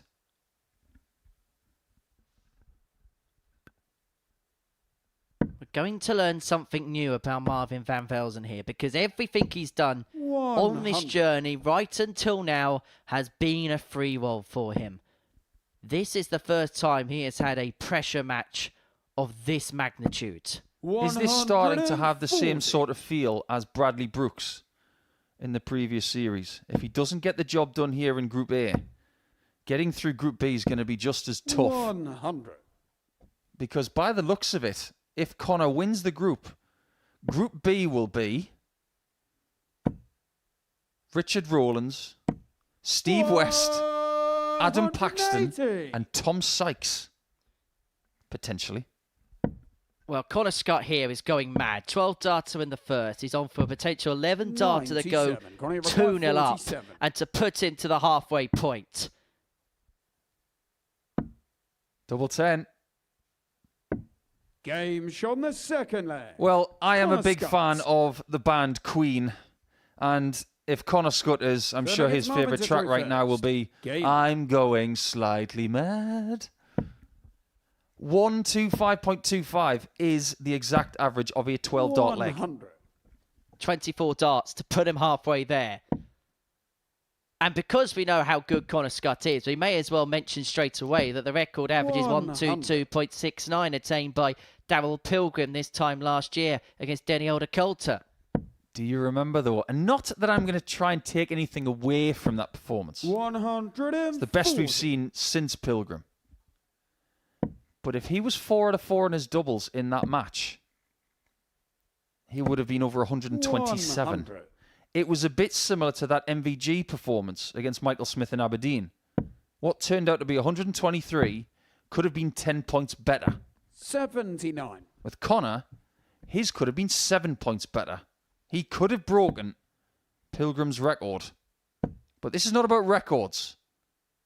This is about sending a message. 180. And this message is in bold, it's in a large font, and it's been sent with sharp points. We've been speaking about how he has improved immeasurably over the last couple of years. Well, this is the most emphatic statement of that. He's not going to get the 1-2-1. And actually, if he did pin that 1-2-1, we would have been in record-breaking territory, not just in terms of average, but in terms of match length. Van Velzen hasn't had a chance, hasn't had a sniff in this game. Apart from here. 38. Corner requires 64. Marvin's been put up against the ropes, and his opponent is not missing much. 44. But he has been offered an olive branch here. You can sense the importance of this game, and we are possibly 20 metres away. Maybe a little less. No score. That may be the precursor to Connor saying, I've had enough of this now. That could be the last mistake Van Velzen makes. However, Connor Scott, up until that point, was missing, but not there. He's 3-0 up, averaging in excess of 107. And he is a leg away from Super Series heaven because he's 1 leg away, 501 points away from confirming his place at Champions Night. And the bookmaker's favourite to pick up the Super Series 8 crown is on the cusp of making it through his first barrier, his first hurdle, his place into the big night, the red carpet occasion here at the Live Lounge.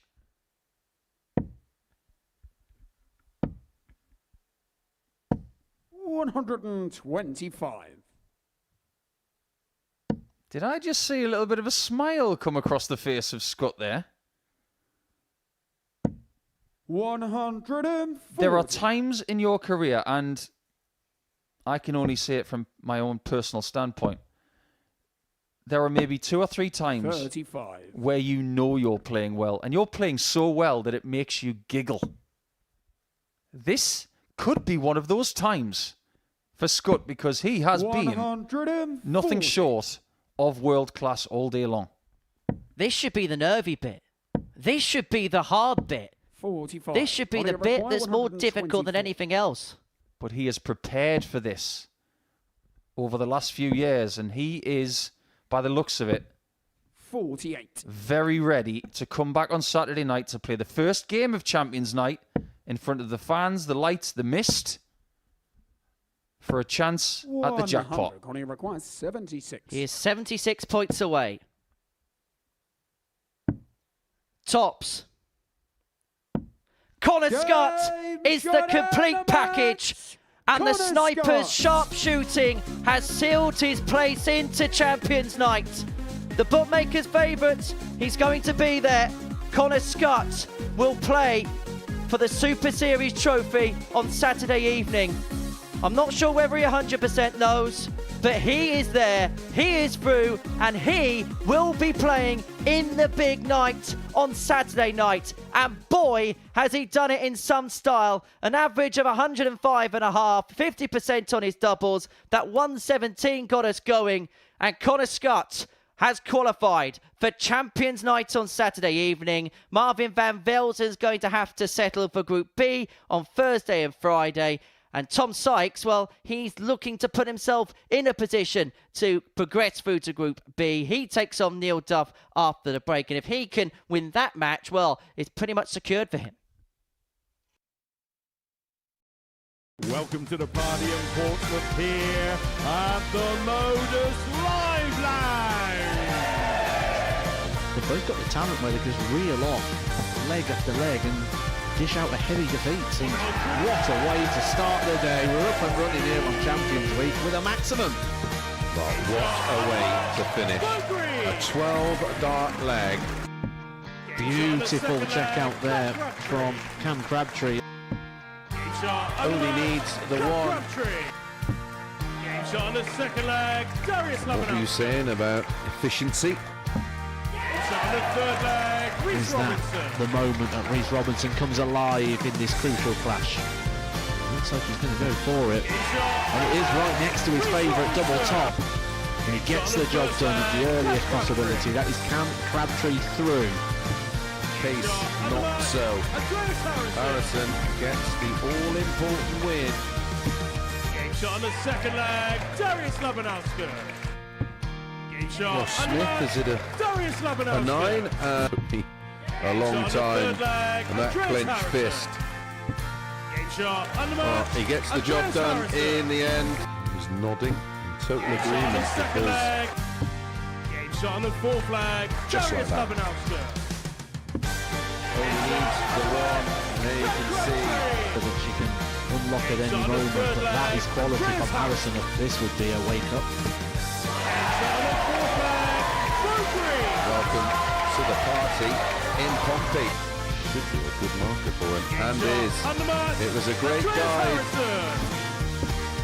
Shot of first leg. It's a break of throw for Andres Harrison. Shot on the second leg. Crabtree. Consecutive break of throw. Double 16 is found. And he does lead. It's not an 11, but it's a beautiful 12, treble 17, which he gets. Bullseye for the win. Absolutely incredible by Andreas Harrison. He's Andreas Dirty Harrison!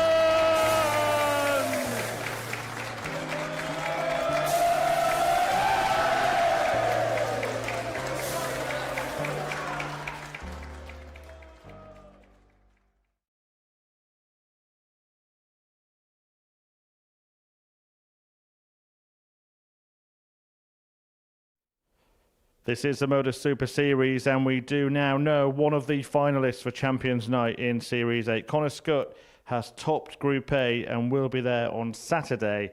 And we have now 11 players battling it out for the rest of the week to see who will join him. 2 of them in action here, and this match could determine the direction of their week. So win for Tom Sykes, and we will know the groups for Thursday and Friday. He'd be in B with Marvin van Velzen and the incoming trio of Adam Paxton, Richard Rowlands and Steve West, and that would leave Neil Duff in Group C, along with Derek Coulson, Jim Long, Paul Hogan, Jimmy Van Schie, and Thomas Banks. We'll get that confirmed at the end of this match, or at the end of the day if it goes further. But if Sykes wins, then everything will be known. What we do know is Scott is through, and we have our first story at this Champions Week complete. And narrating that story, it's back to Paul Nicholson and Henry Deacon.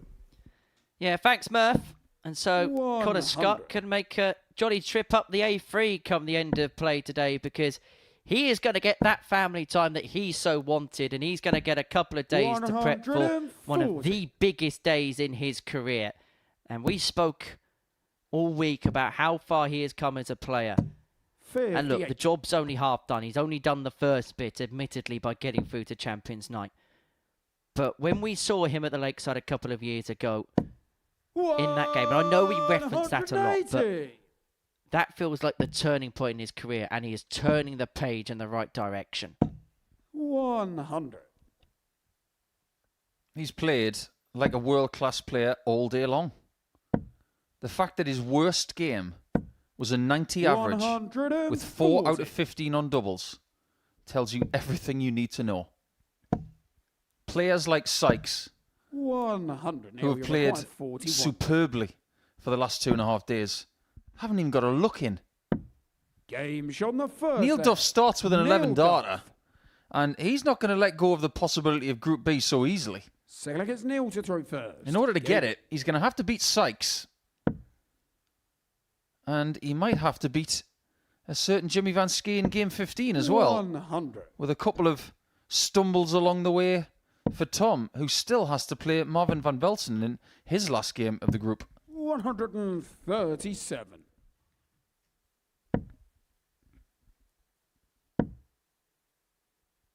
Well, change of flights for 55. Neil at the beginning of this, his 4th game of the day.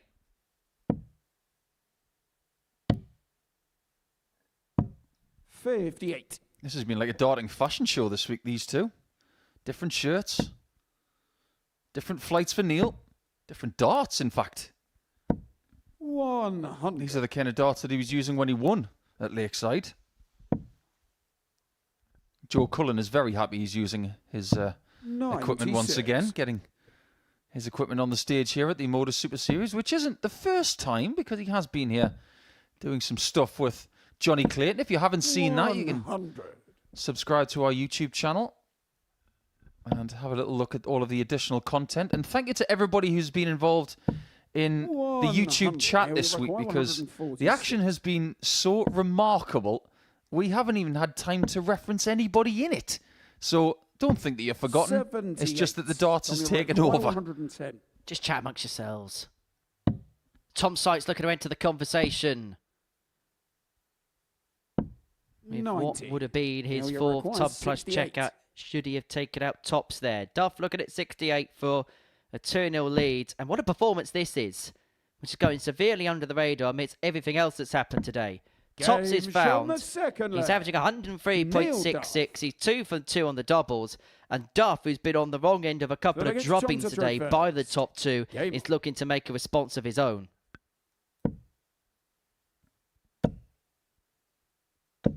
It is laughably good, the standard today. The maximum hitting has been off the chart. There haven't been many times today where someone hasn't got a maximum in a match. Duff didn't get any against Van Velzen. And Banks didn't get any against Marvin as well in Game 5. Every other time that someone has played, they've got a minimum of 180. 37 for the day. 128. With 4.5 matches to go.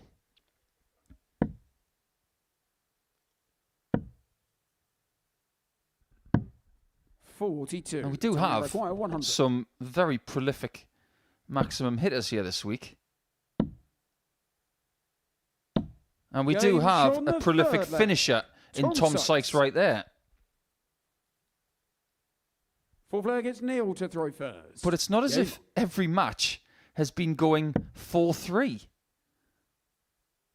We've had 3 of them today out of 10 matches. That's not a lot. Well, they've been flying through the games today in more ways than one, not just in terms of scorelines, but in terms of standard, and the pace of all 6 players have suited one another. I don't have the stats to back it up, but it just feels, 70. Looking at the information that we do have to hand, that the average amount of 180s per match is very high this week.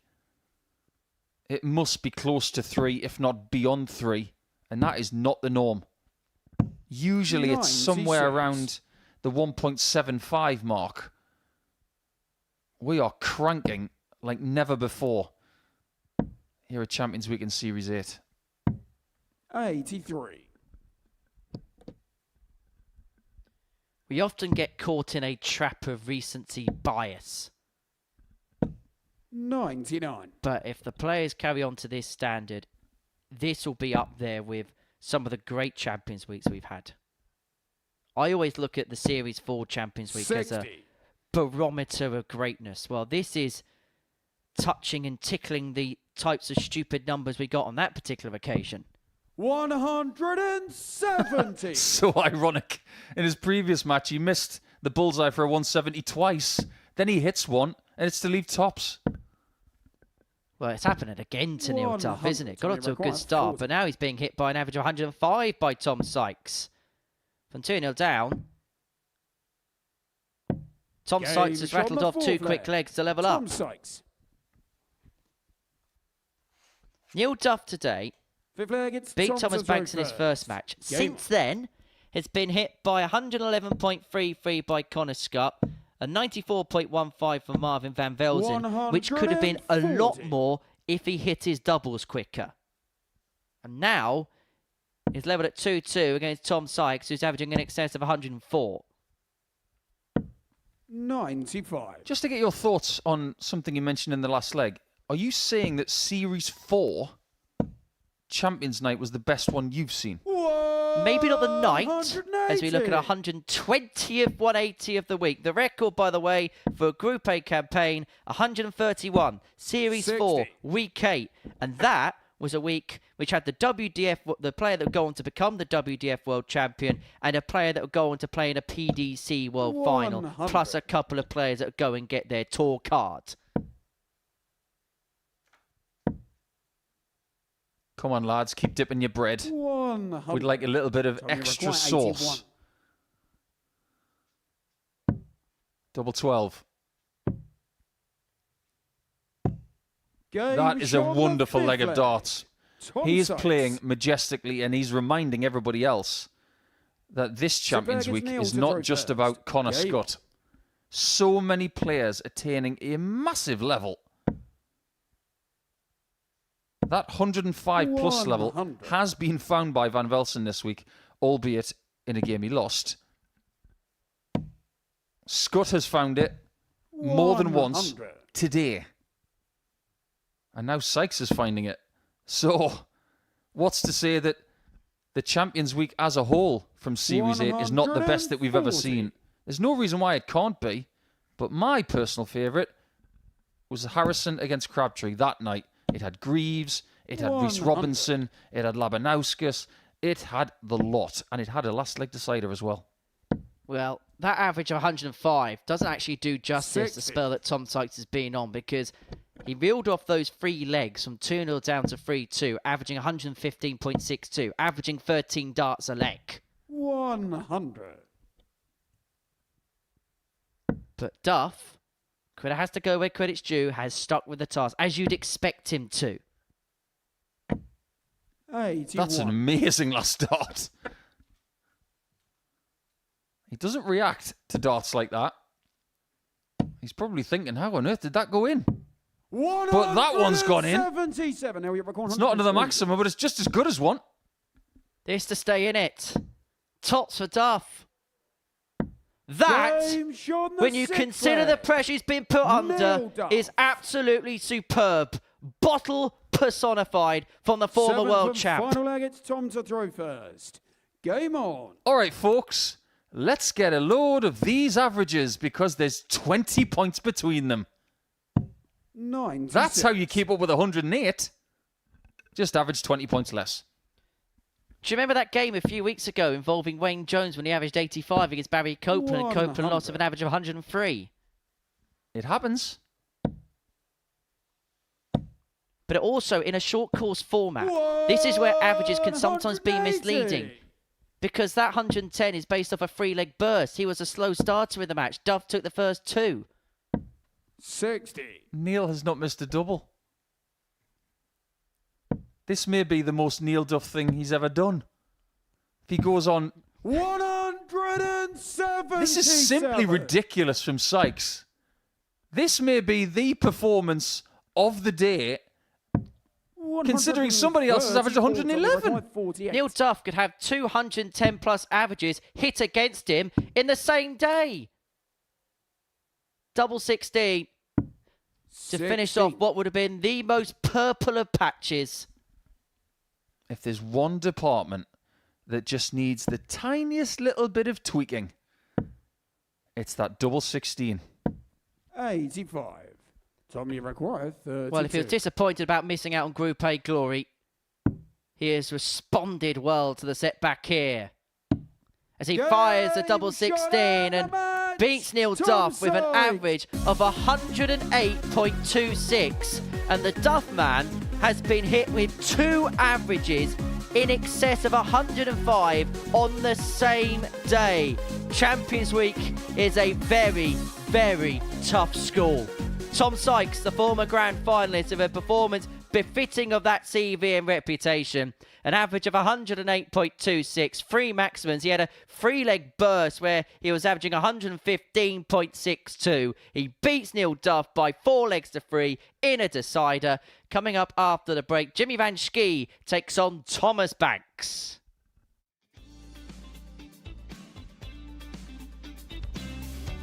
Fabulous start from the young man.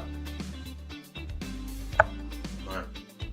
World Youth Champion. Oh, what a response that is from his father.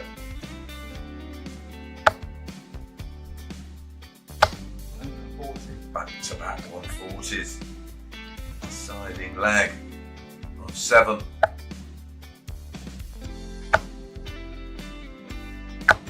My goodness, back-to-back 180s.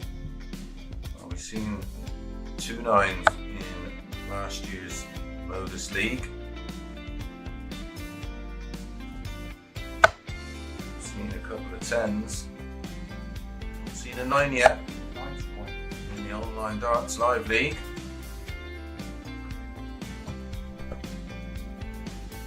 Double 19. Double 12 for the 9. And he gets the 9. What a way to win. B. B contains the 5 players. 3 progress to Saturday's final. 60. Of course, that emphasis is on qualifying for Saturday night's final, because the the runner-up, and the winner of the 3rd and 4th place playoff will get their crack at Champions Week. 180. Trying to get their hands at £7,000 first prize. 45.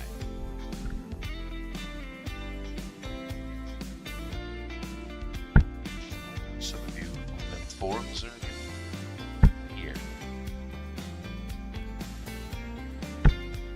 180. Oh, welcome back, Martin. Where have you been? Where did you go? 100. Martin, you require 141.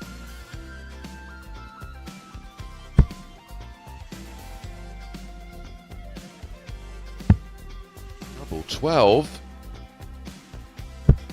Game Absolutely shot leg. outstanding Martin from Adams. Martin Adams as he hits a 9-darter. Well, this is the Modus Super Series Champions Week, where there are various routes to finals night, and all of the players in this week now know what those routes will be. Connor Scott, he is already there. The winner of Group A with a game to spare, denying Marvin van Velzen, who will drop into Group B with Tom Sykes, joining Richard Rowland, Steve West and Adam Paxton. And in Group C, Derek Coulson, Paul Hogan and Jim Long will join Neil Duff. And the 2 players that are on the stage now, Jimmy Van Schie and Thomas Banks, in action in the pair's penultimate game of this group. A bit of a warm-up. They're going to play each other 5 times this week at least. And I suppose it's time for Paul Nicholson and Henry Deacon to start discussing who else is likely to join Connor Scott at finals night, going through their secondary groups. I think a reset for Thomas Banks, and for Jimmy Van Schie, well, he might fancy his chances. What say you, gentlemen? Yeah, I think that debate must start now, Murph. So Neil Duff is going to go to the afternoon session over the next couple of days, and he will be playing with these 2 gentlemen. So the pressure is off, but maybe time to plant a little bit of a psychological edge as you go into the final 2 days of qualifying for the Champions Night. At this early stage, Henry, 58. if you were going to pick 2 names from Group C of the 6 players that will be in that group, before a dart is thrown in the group, 60. Who are you piping for? Oh, Nico, the hard questions first, I see. Do you know what? We both discussed and we looked at the C and thought that probably looks more horrid than the Group B this week. Because I think there's 6 players that on paper look fairly evenly matched. As when Schie hits the first maxi of this contest. I think there's a couple of unknown quantities in B. We'll see how Paxton and Rowlands react to Champions Week. But you look at Long, Coulson and Hogan, debutants in Champions League, but with vast amounts of experience. 85. Well, one thing I will say at this early stage is I think Jim Long's going to get through that group. I think winning on the CDC tour last weekend has made up my mind. Game shot and that is Jimmy's mind made up. Because leg 1 didn't take long. Second leg is Thomas to throw first. Game on. As far as the other name in Group C, so I've got Jim Long going 60. through. I think Duff, man. I think he'll figure something out between now and then. And I think the fact that he's been hit hard by 2 people today with massive averages, I think that will just fuel his fire. And he is a player that, as we know, plays his best when there's an edge. And if I'm wrong, completely wrong. 95. Let's face it, it's Champions Week. We're surrounded by winners. If Thomas gets through, it won't be a shock. If Jimmy gets through, it won't be a shock. Well, I'm going to make a big call. Is it as big as 78. Jimmy's jeans? I don't think there's anything that's as big as Jimmy's jeans. I think somebody could get through Group C on 10 points. I see what you're saying. So you're saying that a lot of players are going to be stuck on the same points, so leg difference is going to dictate that. 48. So by virtue of that, nobody's going to dominate Group C. That makes sense. That makes sense. 134. That didn't to Jimmy. Banks to level up. Double 10. 100. Just moves on the inside, and so Van Schie comes back for double 18 to break the throw and open up a 2-0 lead. Game shown the second leg. Jimmy Van Schie.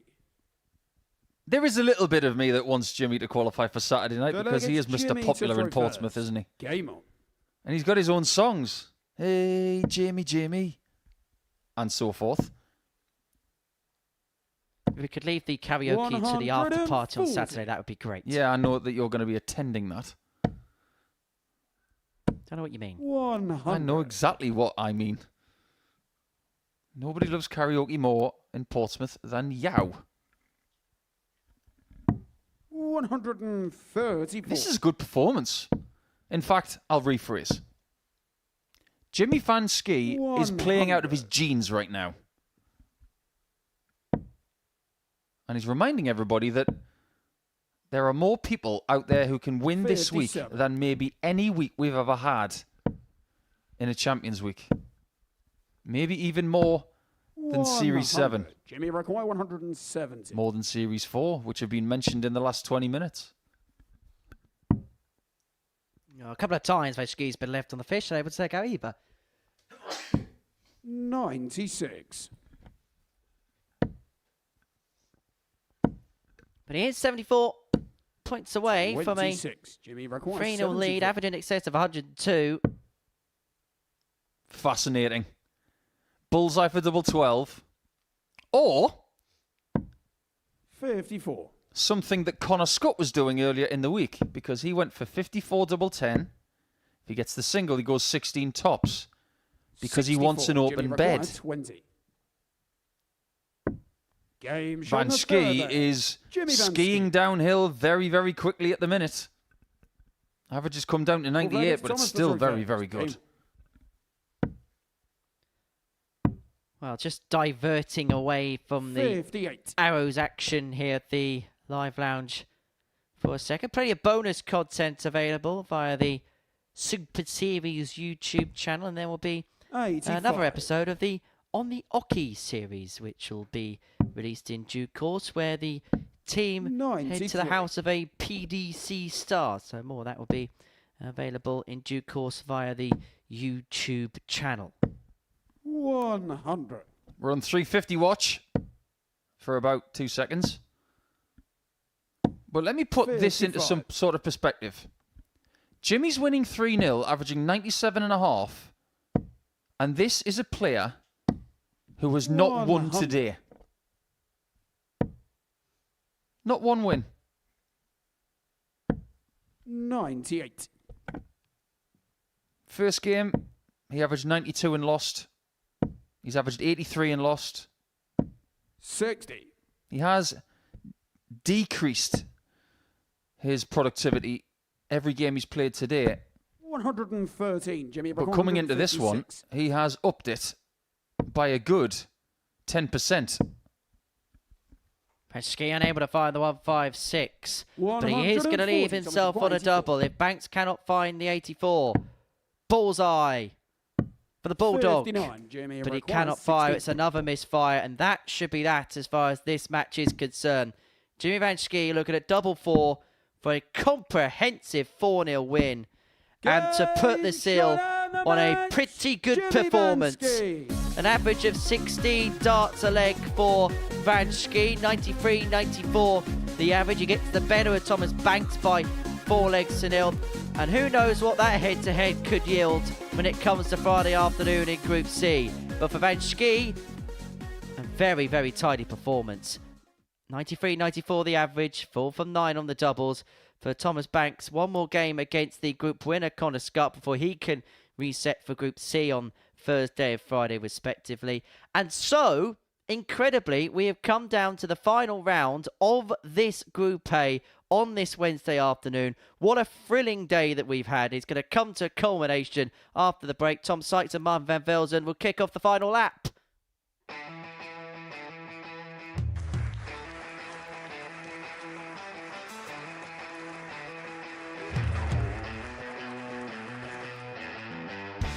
Hang on a minute. Wow! Oh my God! Well, that's £100 down the drain already. Itching to hit the 180. He's gone for the maximum.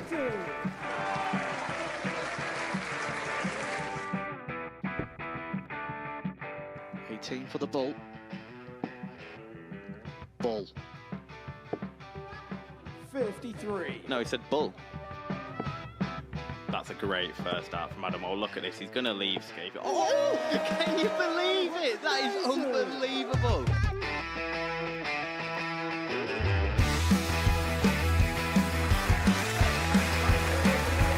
Get match darts to put his team into the final.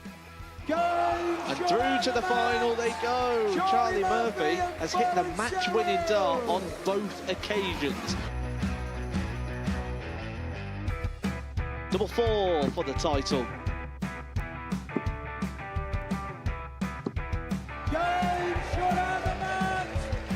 Please show your appreciation for the winner of the Influencer Pairs event, George Scaife and Adam Lipscomb.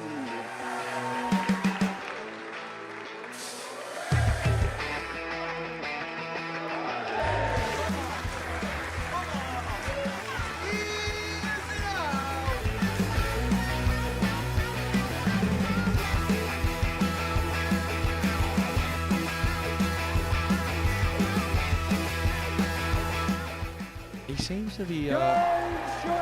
seems to be out. That's what he is, Charlie Murphy.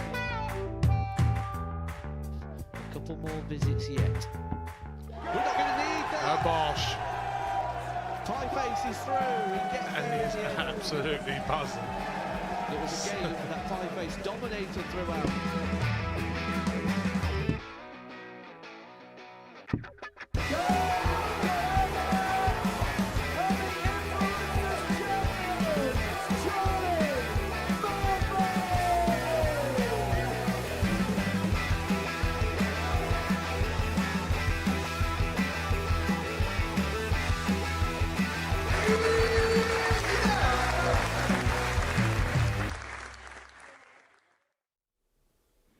So just 3 fixtures to go in Group A. Wednesday is coming to its conclusion, and we already know who is going to which group. The table looks like this. Connor Scott has won the group, even though one of Marvin van Velzen and Tom Sykes will get to 20 points after the next game. The leg difference, well, there's a huge gulf there, and Scott is safely through to finals night. Van Velzen and Sykes going through to Group B, and the bottom 3, Van Schie, Duff, and the cut adrift Thomas Banks, all heading to Group C tomorrow and Friday.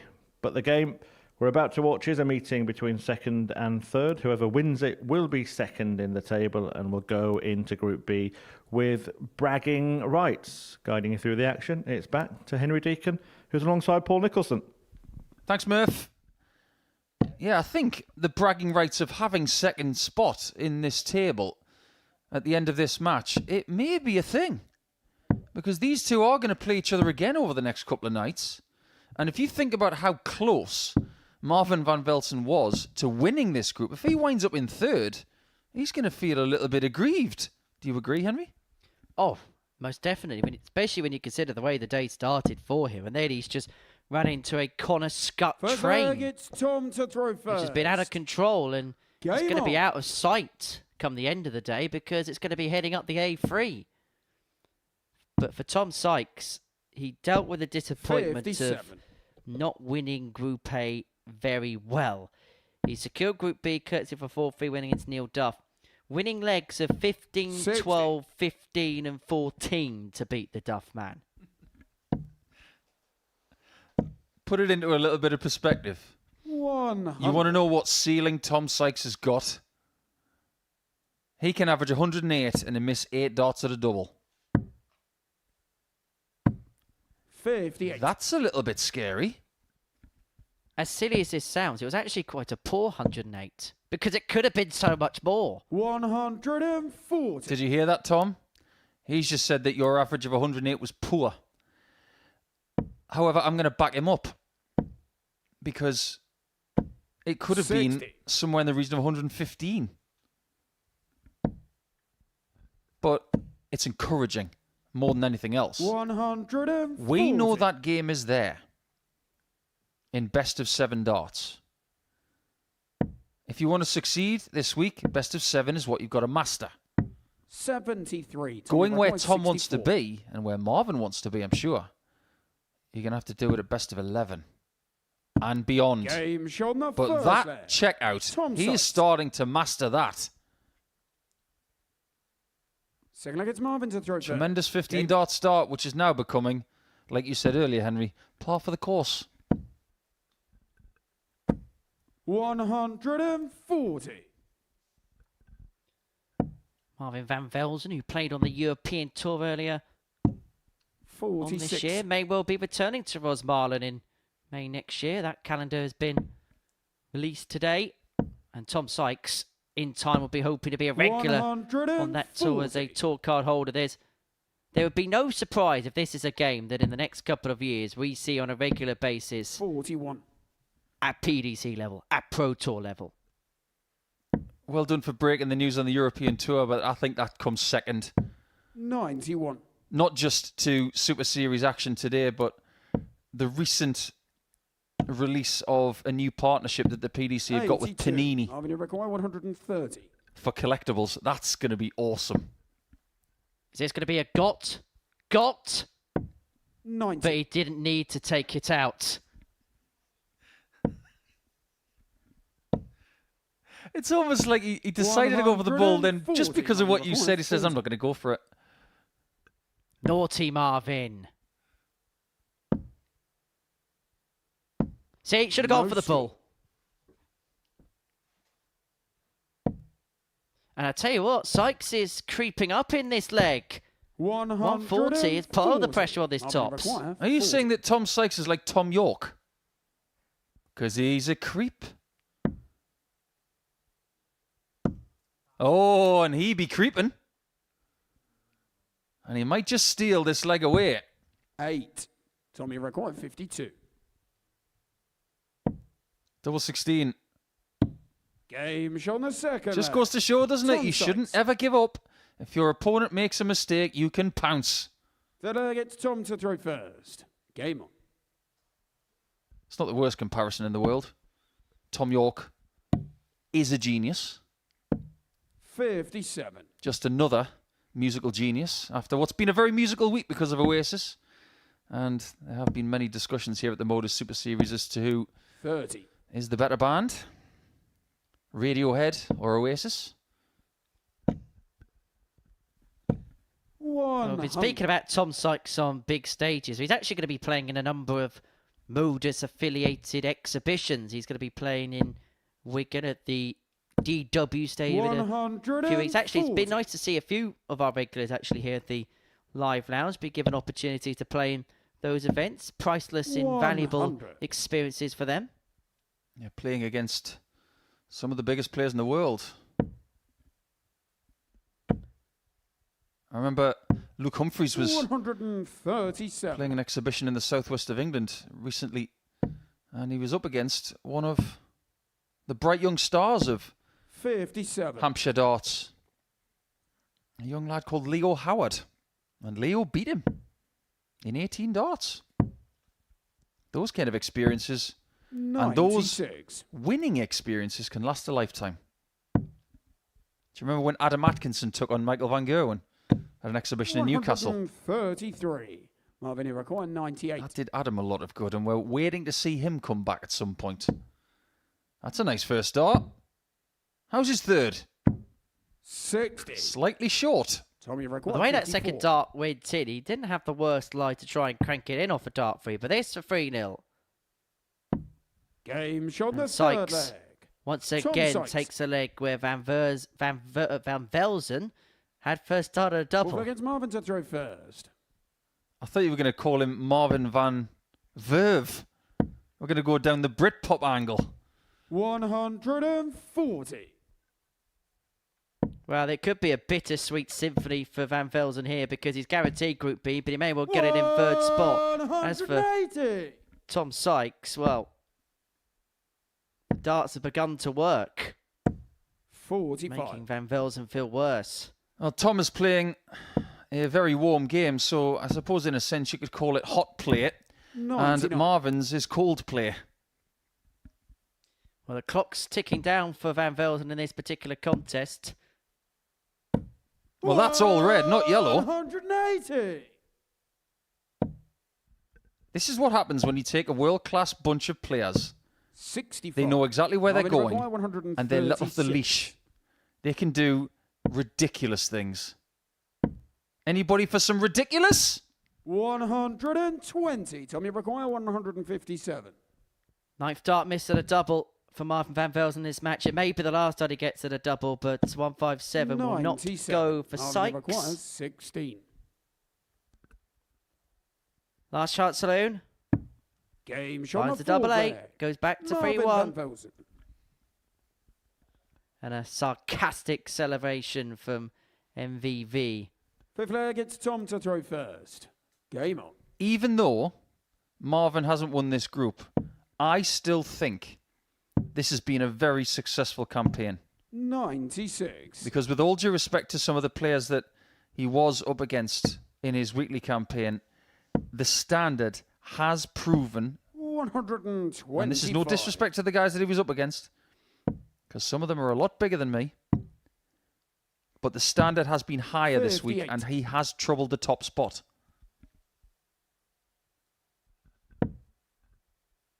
And that tells us that his play is maybe better 96. than we initially thought it was. As for Sykes, he hasn't done anything this week for me 123. that I didn't think he could do. This has been a confirmation of what Sykes is all about. 125. Van Velzen first to finish, but Sykes will feel he has 6 of 2-2-4. His last couple of games have yielded a couple of good performances. He hasn't played bad today. 155. But as soon as he got hit by the 103 from Scott, you just felt that was the story of his day. But he could end the day 60. in Tommy flying Require, style. He 124. kick-started with a couple of ton plus checkouts. He could end with a ton plus checkout if he finds the treble 18 and then subsequently have netted the 56. bullseye. Marvin Require, 95. Don't miss Marvin. Tom hasn't missed a double yet. Needed 2 double 19s. 41. And if Sykes Tommy gets a Require, look, 68. previous behaviours tell us that he wins. But not this time. 66. Marvin Require, 54. And so Van Velzen gets another chance to extend this game ever more. To bring it back to 3-2. And it would be for a breakback. Quote the Raven, nevermore. 34. Tommy Require. And Sykes can 2. win in the Madhouse. Which is probably befitting of his day. He's played well, but no madness score. has followed him everywhere he's gone, and he's Require, missed the 20. madhouse. And Van Velzen has another chance to bring it back to 3-2. That probably endemic of his day. Game shot on the fifth leg. Marvin You can't ask for more Van than that. That's a beautifully thrown shot. Sixth leg, it's Marvin to throw first. It's getting to the Game stage on. now where Marvin's got his own water drinking camera.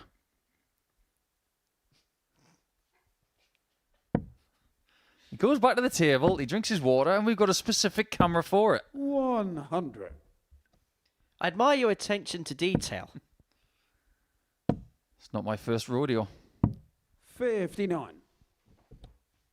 However, who's going to be sipping the champagne on Saturday night? Who's going to be popping the Champions Week cork? And who is going to 55. join the likes of Whitehead, Smith, Littler, McEwen, Taylor, Harrison in the ultimate victors club. 93. Whoever wins will not leave this place any quicker than Raymond Smith did, because within 45 minutes of winning the title back in Series 2, he was in a cab going to Heathrow Airport to go back to Australia.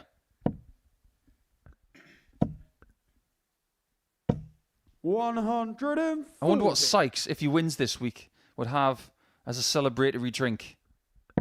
Yorkshire Bitter, Yorkshire Tea, a cup of Bovril. 96. Well, put it this way, I know for a fact that Dad won't be sober on that particular occasion.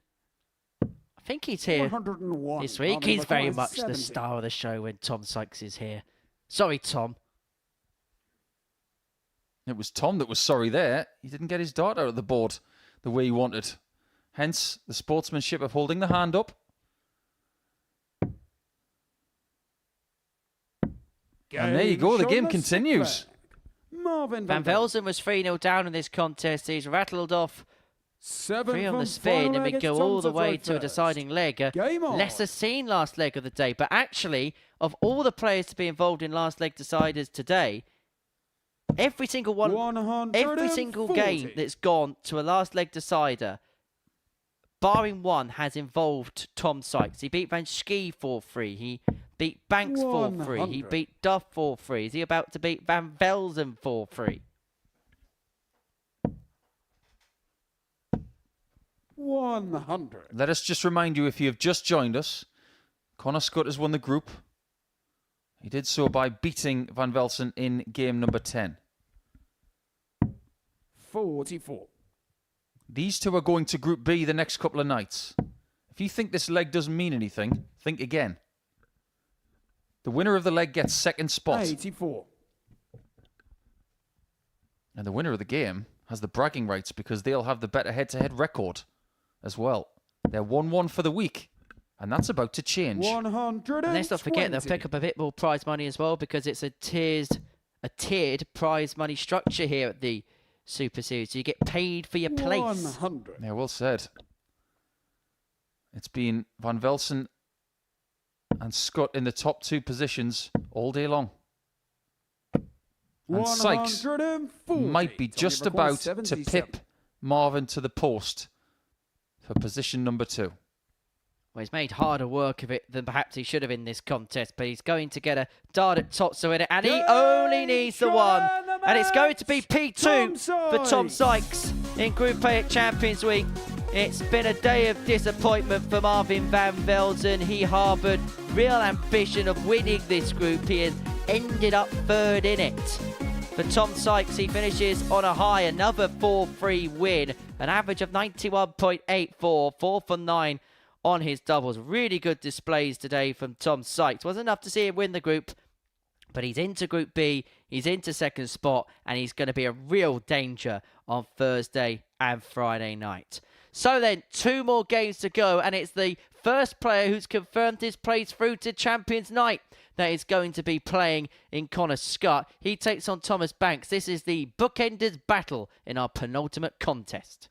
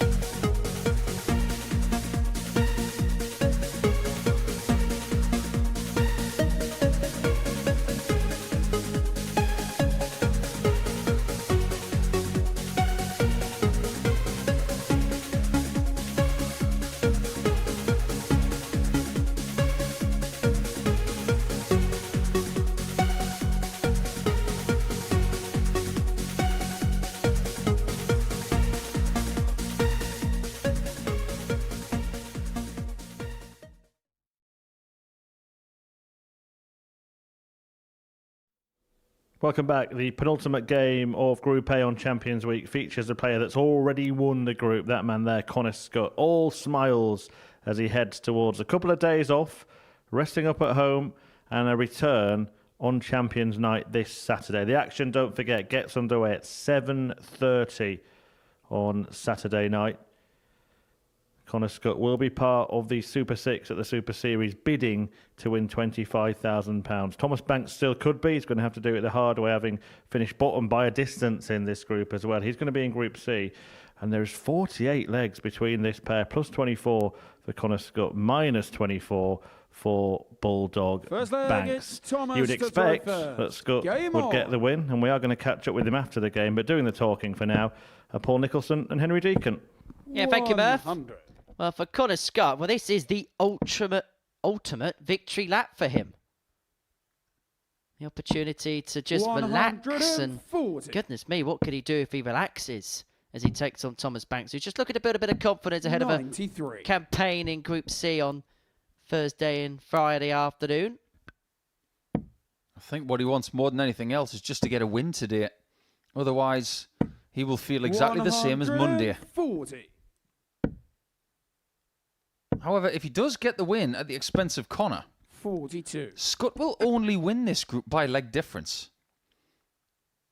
And the records will reflect, for people who weren't tuning in live, that it was a lot tighter than maybe people thought. However, if you look at the leg difference, yeah, there's 19 legs between them. 125. Connie require 92. Well, the sniper's been taking out his opponents like an assassin today. And he strikes the first blow at Thomas Banks of an 11-dart leg. I don't have the exact statistics for his day, but this is one of the best daily campaigns we've ever seen here in Portsmouth. And if he puts in another ton plus average, there's every likelihood it could be the best we've ever had. It's somewhere in the region of 102 at the minute. 57. The 11 darts is actually his best leg of the day, but reeling off some of his leg wins is like reeling off a load of numbers on a lottery. 91. 14, 13, 16, 15, the 4 legs he won against Sykes. 15, 13, 13, 13 against Duff. Followed by 12, 12, 18, 15 and the 4-0 dismantling of Marvin van Velzen at 1 in the group. 99. So he's playing pretty well then. We've seen worse. 140. In times gone by, we've seen people win a Group A with Thomas's statistics. 59. However, if you look at what's happening this week, this is the epitome of just how hard it is to make your way to Saturday night with 2 days to spare 155. in a Champions Week. So 155 for Scott, and nothing is off the table in more ways than one when this man is around. 115. Thomas, you require 180. See what I mean? 78. It's just really creative. 40. It's like watching an artist at work. And these are his paintbrushes. 30. Thomas, we didn't get the right colour there. Tops for Banks, now down for double 10. Well, opportunities have seldom come by against Connor Scott. And Thomas Banks has taken advantage of one of them. He didn't have a dart at double thrown against him until his third match today against Jimmy Van Schie.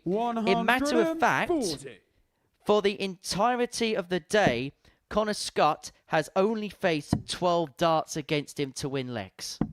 57. That's always going to be a very good ingredient, isn't it? 58. You would assume you're going to get at least 20 thrown against you.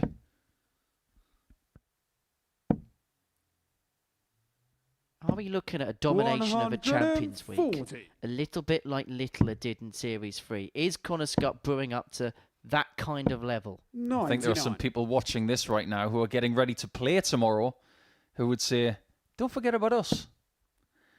Don't forget about Coulson and West, Hogan, Long, Rowlands and Paxton. Remember that week that Paxton had? It was littered 56. with talent. And it was the Pac-Man that won it.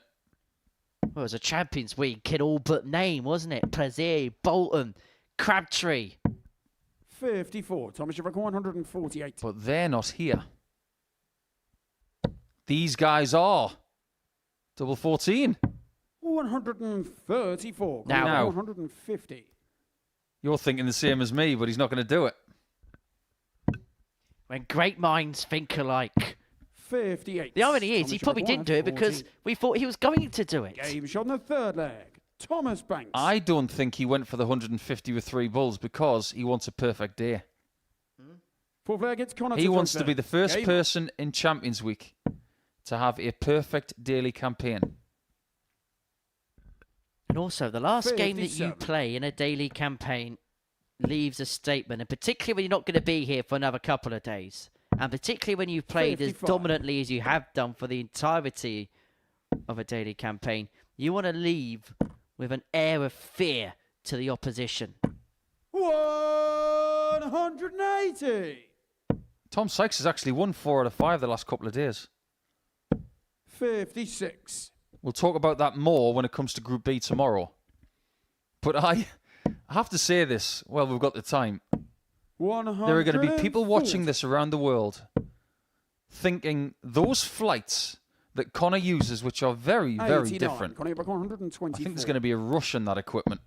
And people are going to be trying them purely because of the fact that Connor's made them look so good. 56.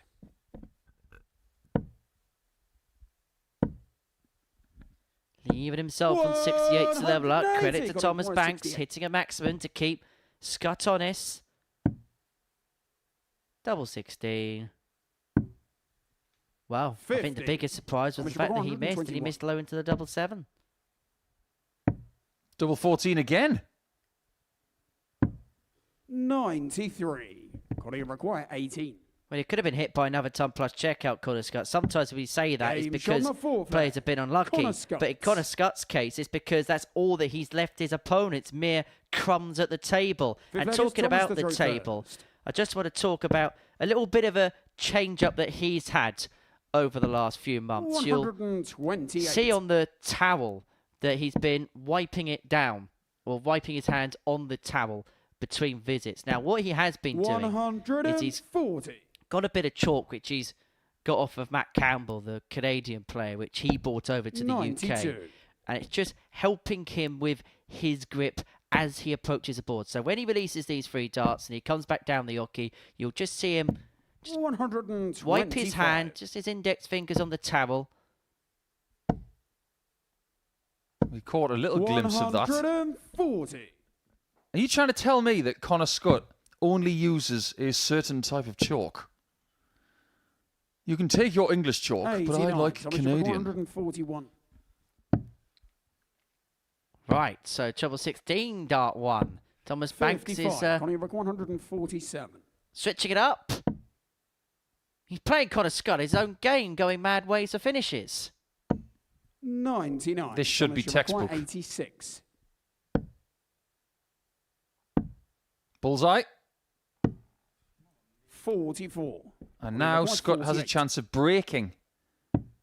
On tops.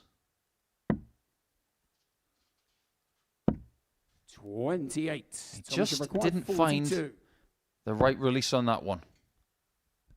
Double 16. Game shot on the 3-2 fifth Banks. leg. And how many Thomas times do we Banks. see it when there's a scenario like this, where the group is completed, the top place player plays the bottom Sixth leg, place it's player, Connor to and throw it's the player in first. sixth who plays with freedom that ends up winning. And Banks is a leg away from doing exactly that. 96. Scott isn't playing poorly in this match. He's actually averaging 4 more points than Banks. 140. But the key statistic is that Connor hasn't been as sharp on his doubles as previous games. He's 2 from 8, whereas Banks is 3 from 7. 98. Less attempts, more hits for the young man from Sobertruth. 81.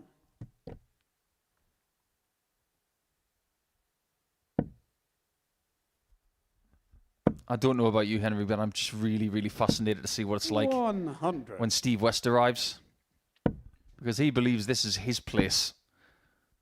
Oh, there's a different dynamic. 56. It's a little bit like, do you remember at the Lakeside when Martin Adams was the main man? When he walked into that venue at Frimley Green, if he played on a Monday night, the tournament would feel different because the main man is in the building. And I think there may be a case of that tomorrow night when Steve West turns 85. up. Connie requires 68. But in the here and now, Scott's looking at 68 to tie this game up at 3-3. And again, ensuring that he has nothing in the way. 48. This is a match-winning chance. And it was for his first points of the day. If there's one more mistake from Connor, he might get another poke. Double 10 for a level match. In it goes. Use the first dart as a perfect guy. Bumped it off with dart 3, and it's 3-3. And as you see there, Connor Scott just gripping that bit of chalk, goes back to the table, and then wipes it down with his towel. 57.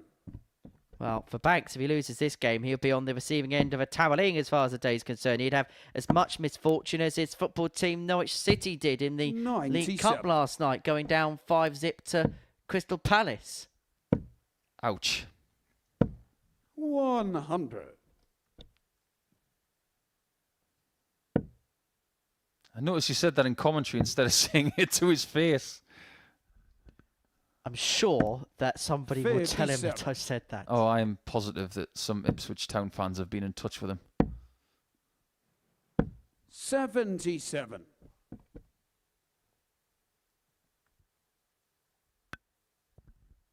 Well, Banksby hoping to knock at the door of Saturday night in Group C. Connor Scott's going to be there. 49. If you are here on Saturday, the doors open at 6:30 ahead of a 7:30 start, and you can watch all the action live 59. and exclusive on the Super Series YouTube channel.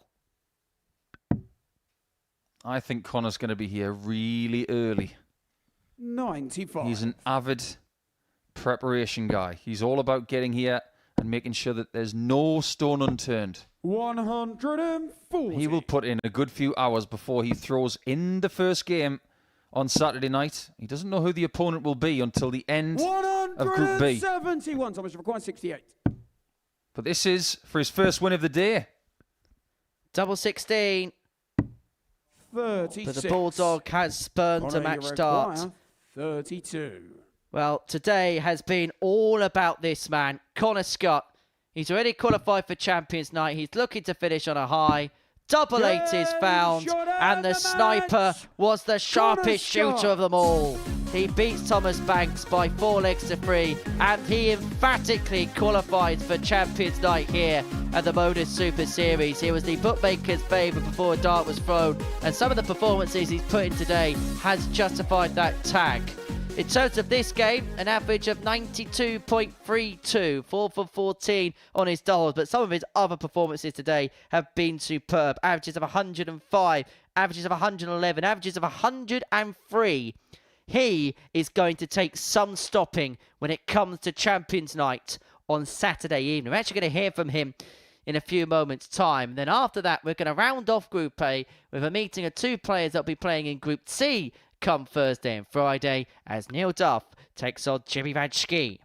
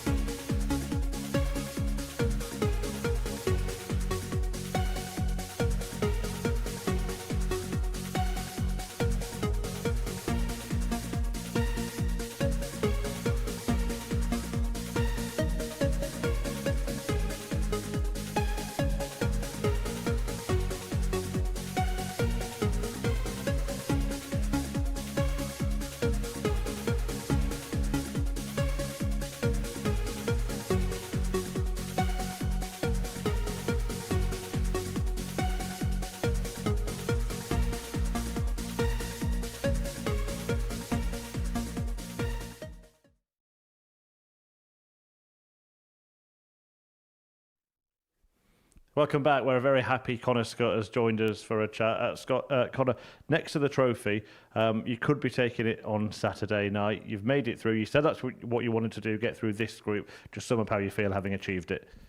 I feel great. I'm not sure what the last average was there, but I know I was over 100 average for the first 4 games, which was good for myself. I wanted to break Pilgrim's average, but I fell short against Marvin in one of them, but hey-ho.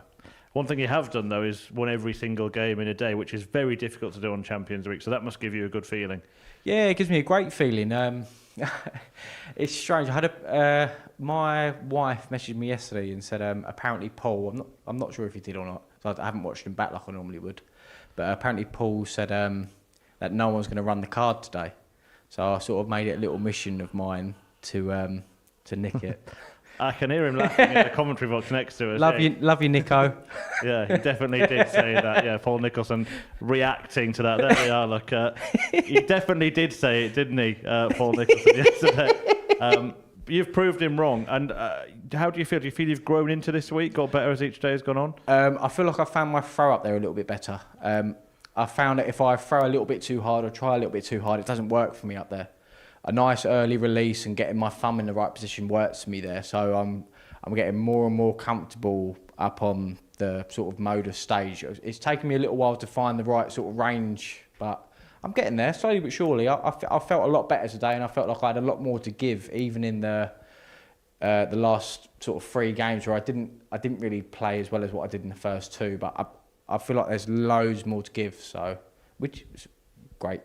You've played a lot of big matches recently across every kind of aspect of darts, whether it be PDC, WDF here at the Super Series.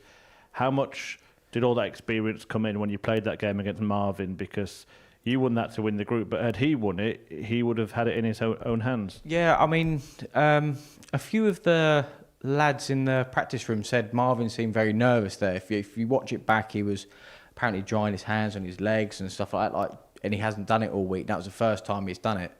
But I said to myself, Marvin, from what I've seen, is not a bigger scorer as what I am. If I can score heavy, I'll be fine. I've just got to pin the double here and there. I know it sounds stupid. If you score heavier, hit more doubles, you win. But if I put enough scoring pressure on someone, I give myself a chance in a lot of the games that I play. So my game against Marvin then, that's why I went 12-12. So I was so focused on my scoring, I just wanted to try and blow him out the water early on, and then I knew he had like a bit of a mammoth task if I scored heavy enough.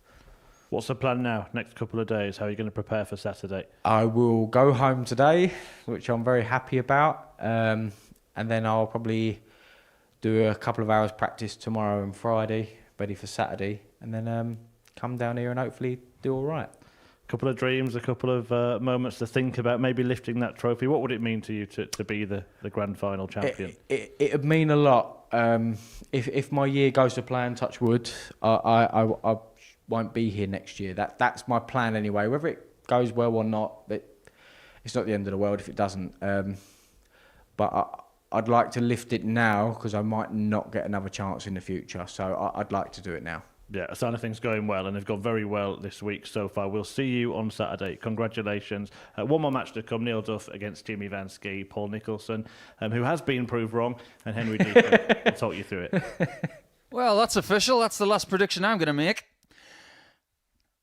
But I do have a microphone in my hand, so I've got to continue to make predictions. I am glad that I was proven wrong, because someone has run the card today and done it in a very nerve-wracking day, where everybody wanted to take him out.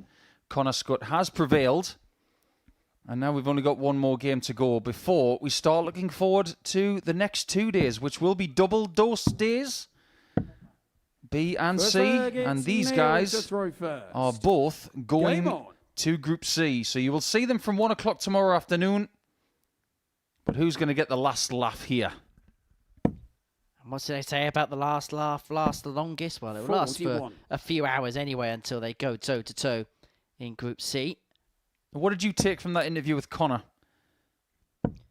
That he has a plan in place, not just for the short term, but the long term, and he wants to tick things off a list.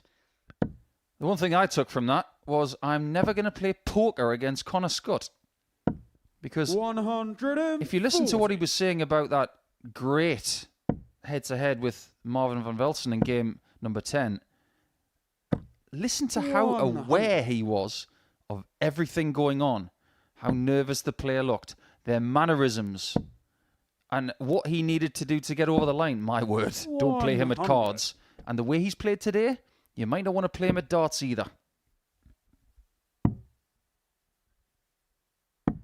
93. Put it this way, you could have had a hedgehog be in front of the board against Connor Scott, and Scott would have still won that match. Connor would probably still be able to find a thumb position on a hedgehog and throw it efficiently. But Neil, today, he's found one win from 4 games. 140. Neil, Same could be said for Jimmy. 170.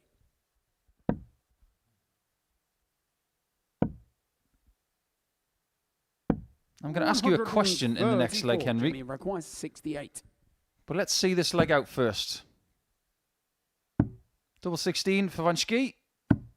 52. Neil, you require 36. So, double 18 for Duff to take out the opening leg. In it shot on the goes, no first messing leg. about. The Duff man's Neil one up. And the question is this. If you're Neil So Duff, leg is Jimmy to throw first. Game on. which darts do you use tomorrow? But it's a difficult day to assess because 100. you look at the results and you would say, yes, we go back to the old set, but look at what's been hit against him today. He was on the receiving end of the Scott 111. He was on the receiving end of the Sykes 108. Van Velzen had a 94, which was pretty much close to a ton because of the missed doubles in there. He could probably put a couple of points on his average, but in terms of the results, there wasn't really much he could have done with today. Not much he could have really done by way of what the opposition threw at him. 58. And also, you've got to put that into isolation, because when your opponent keeps hitting 12 darters, 13 darters like Sykes and Scott were, then naturally, 60. as a consequence, your numbers will go down because you feel like you are not in legs. This is probably not a barometer for Neil. And this is probably what he wanted today from the equipment and the setup. 97. It may come down to feel. If he felt more comfortable with this set today, it's likely he uses it tomorrow.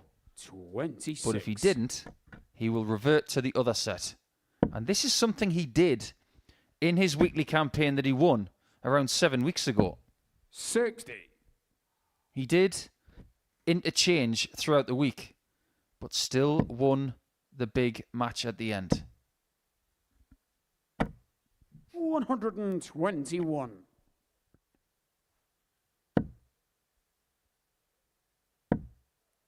Well, Neil should get to a finish.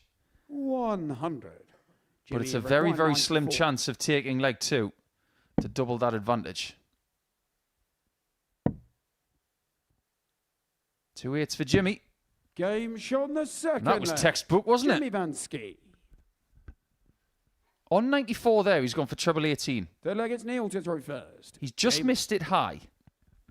Let's say that Neil Duff left himself on something like 60 or 80. 140. Does Jimmy go the same way?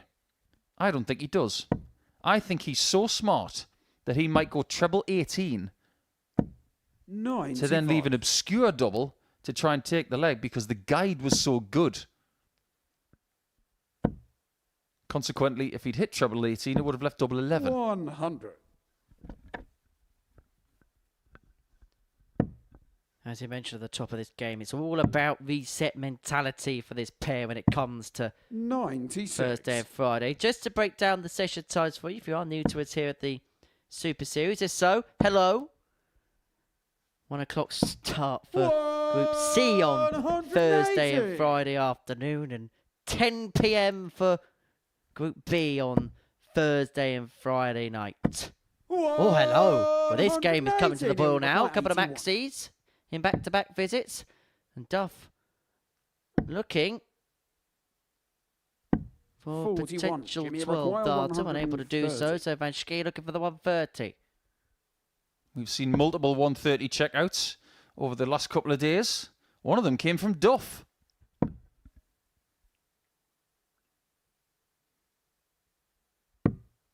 147. It's Neil not a 130 requires checkout 40. that Duff needs. It's tops. Game shot in the third leg. Neil Duff. Oh, yeah. Duff 2, Fourth Schie leg, it's 1. Jimmy to throw first. And whilst we have the Game on. opportunities, this game is pretty much laying up for positions 4 and 5 in the group. Let's discuss what we have seen in this Group A as Schie hits his second maximum of this contest. Well, we haven't seen Neil Duff actually dress up as 97. Duff Man, which is something that you never know he might do. Just for a few giggles. Jimmy? What have you got in mind, Big Jimmy?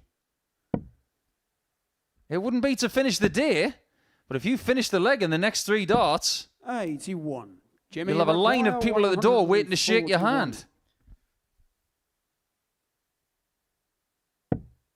But the 141 does a go. In fact, that maximum was the 132nd, which 45. breaks that record of Series 4 Week 8. Perhaps appropriate that it's a Champions Week that holds a record of that kind 60. of prestige. Jimmy require 96. Game's not even finished yet. May only be halfway through. But 80. Schie unable to take out the double 8, and that felt low.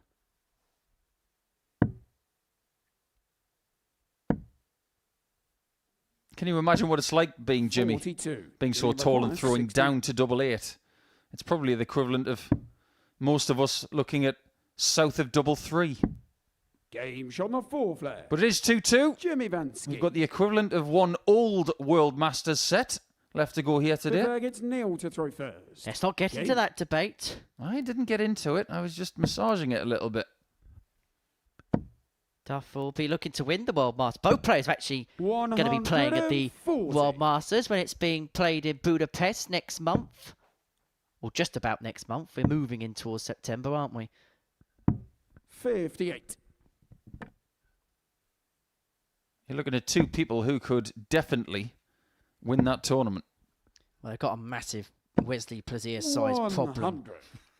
to try and sort out first, you feel. You're not wrong. And he is the defending champion. They're going to go back-to-back. 140. And the last player to go back-to-back at the World Masters is Glenn Durrant. In 15 and 16, beat Larry Butler and 100. Mark McGeaney in those finals at the Hull City Hall and at the Lakeside. But here at the Live Lounge, we are brewing up to a big 99. occasion Here of we our require own. 161. We're brewing up to a big finish as the conclusion of Group A approaches. And of course, Saturday night, 97. we'll have a sellout crowd in attendance here in Portsmouth to see who is going to pick up the £25,000 jackpot and who will join the illustrious names of winners on the Super Series Wall of Honour. Both players 60. Neil, we require have been at a 64. Champions Week before, but not been at a Champions Night. They're looking to finish their campaigns in this Group A on a high. Duff looking at Toft, the double that won in the Lakeside title. Is the Game double that shown wins the in fifth leg. leg 5 here. Neil 3-2 Duff. he's up. Sixth leg, it's Jimmy to throw first. Game on.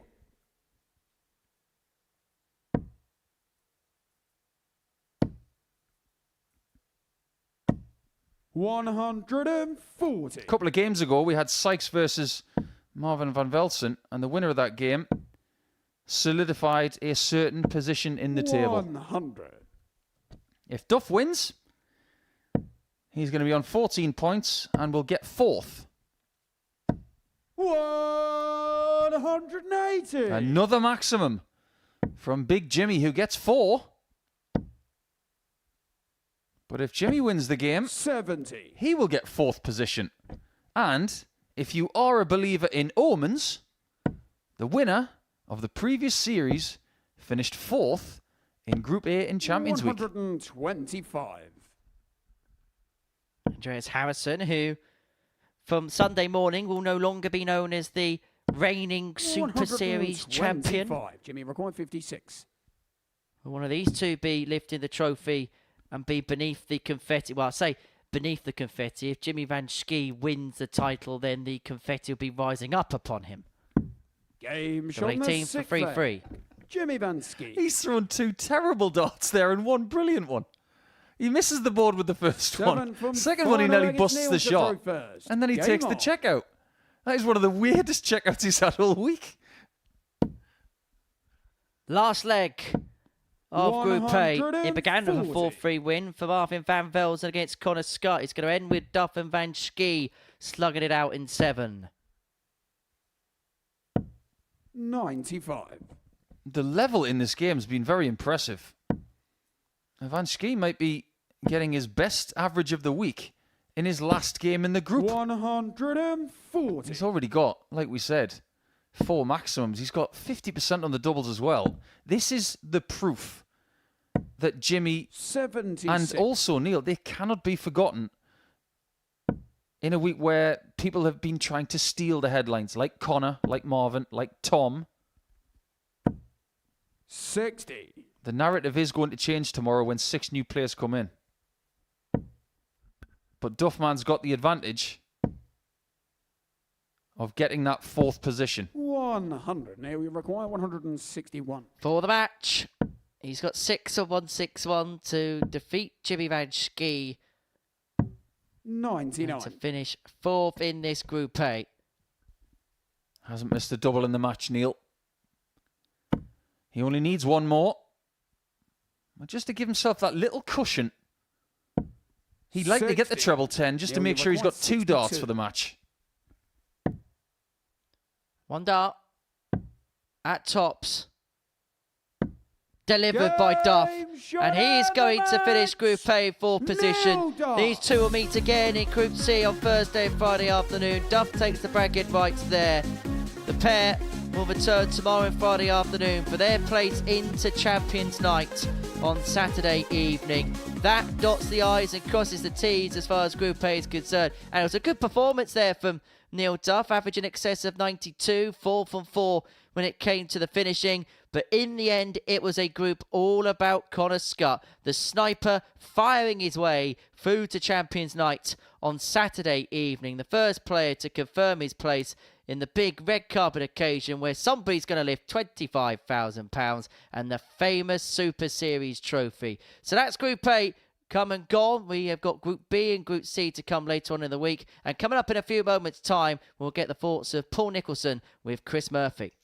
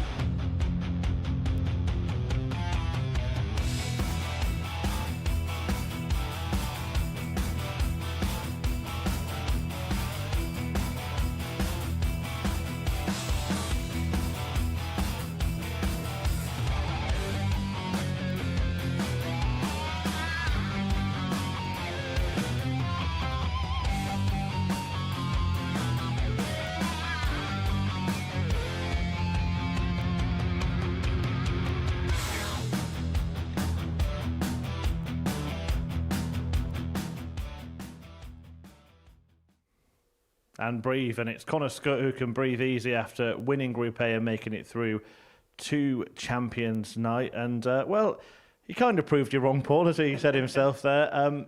You did say that you fancied him to win the group, but it just shows how good he's been, the fact that he did prove that point wrong, because it's difficult on a week like this, in a group like this, to win every game in a day.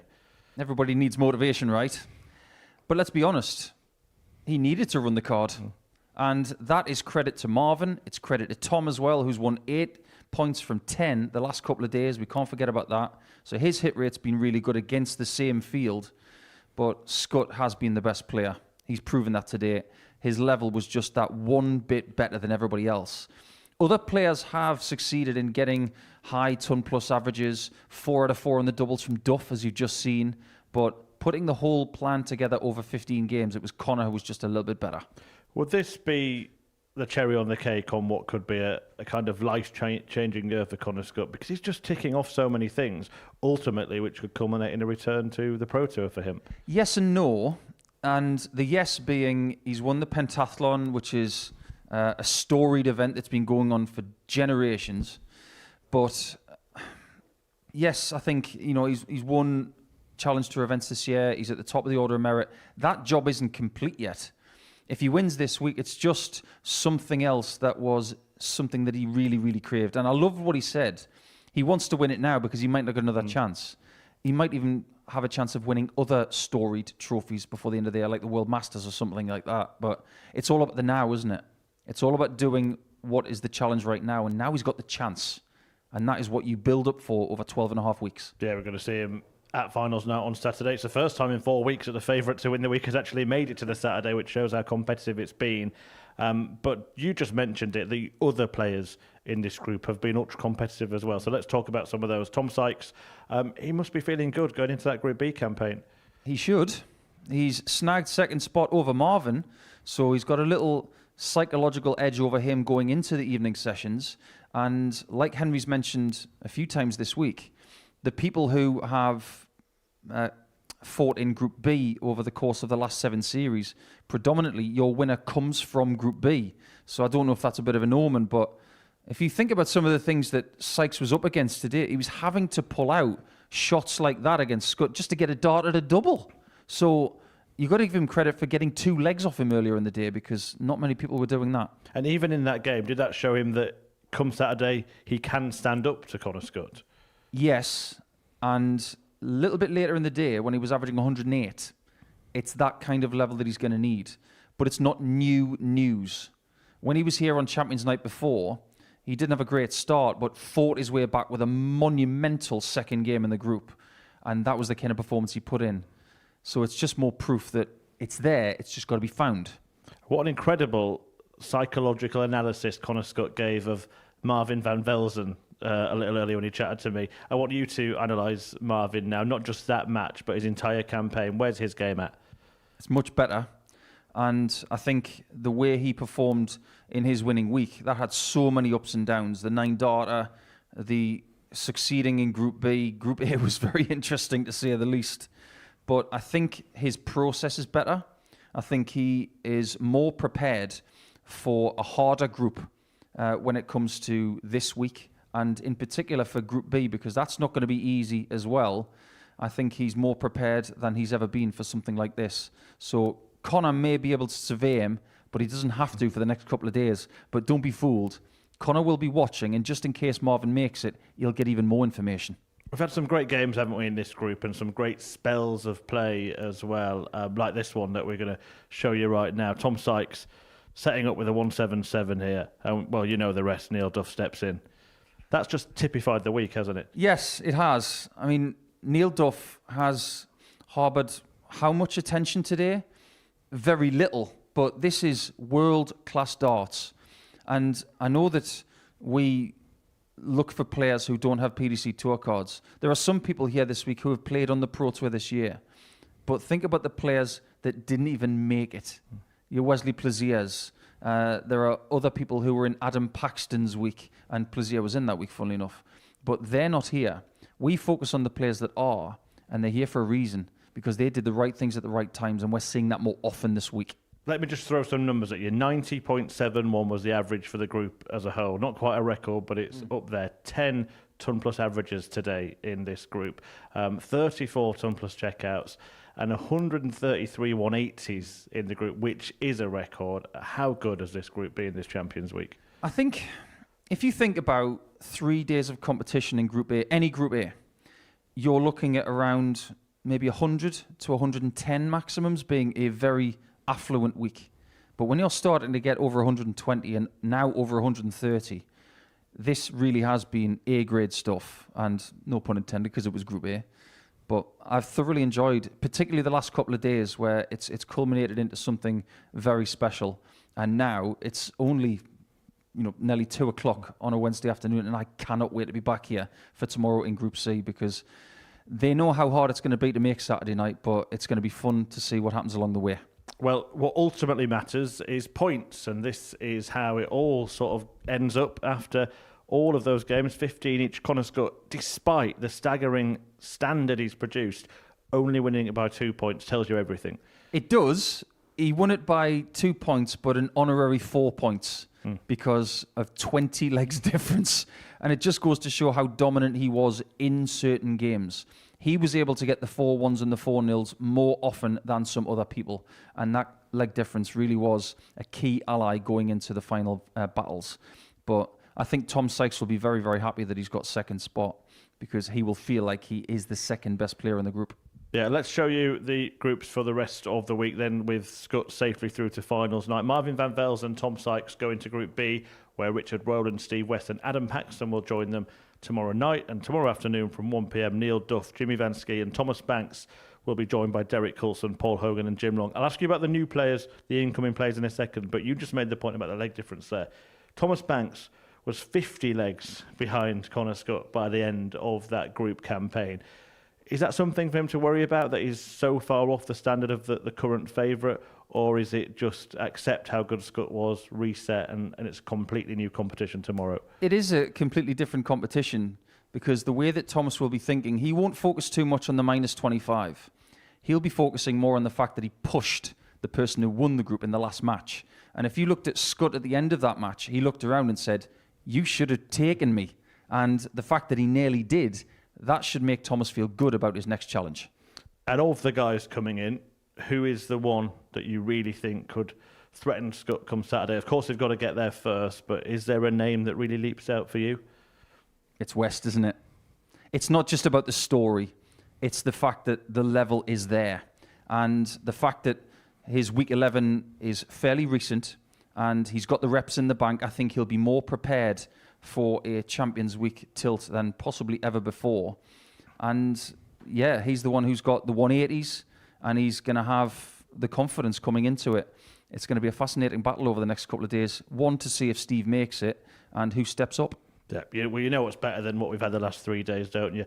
Double sessions of darts for the next two. You're going to join us and enjoy that? You bet. Try and stop me from getting in the place. I can't wait. And I know we're going to have some fresh faces in the commentary box as well over the next couple of days. It'll be interesting to see what they think as well. It's been good fun, and it will be good fun. We can guarantee that. At the end of Group A, however, well, it's Connor Scott who made the cut as a sniper, shoots to success, and is through to Saturday's Champions Night.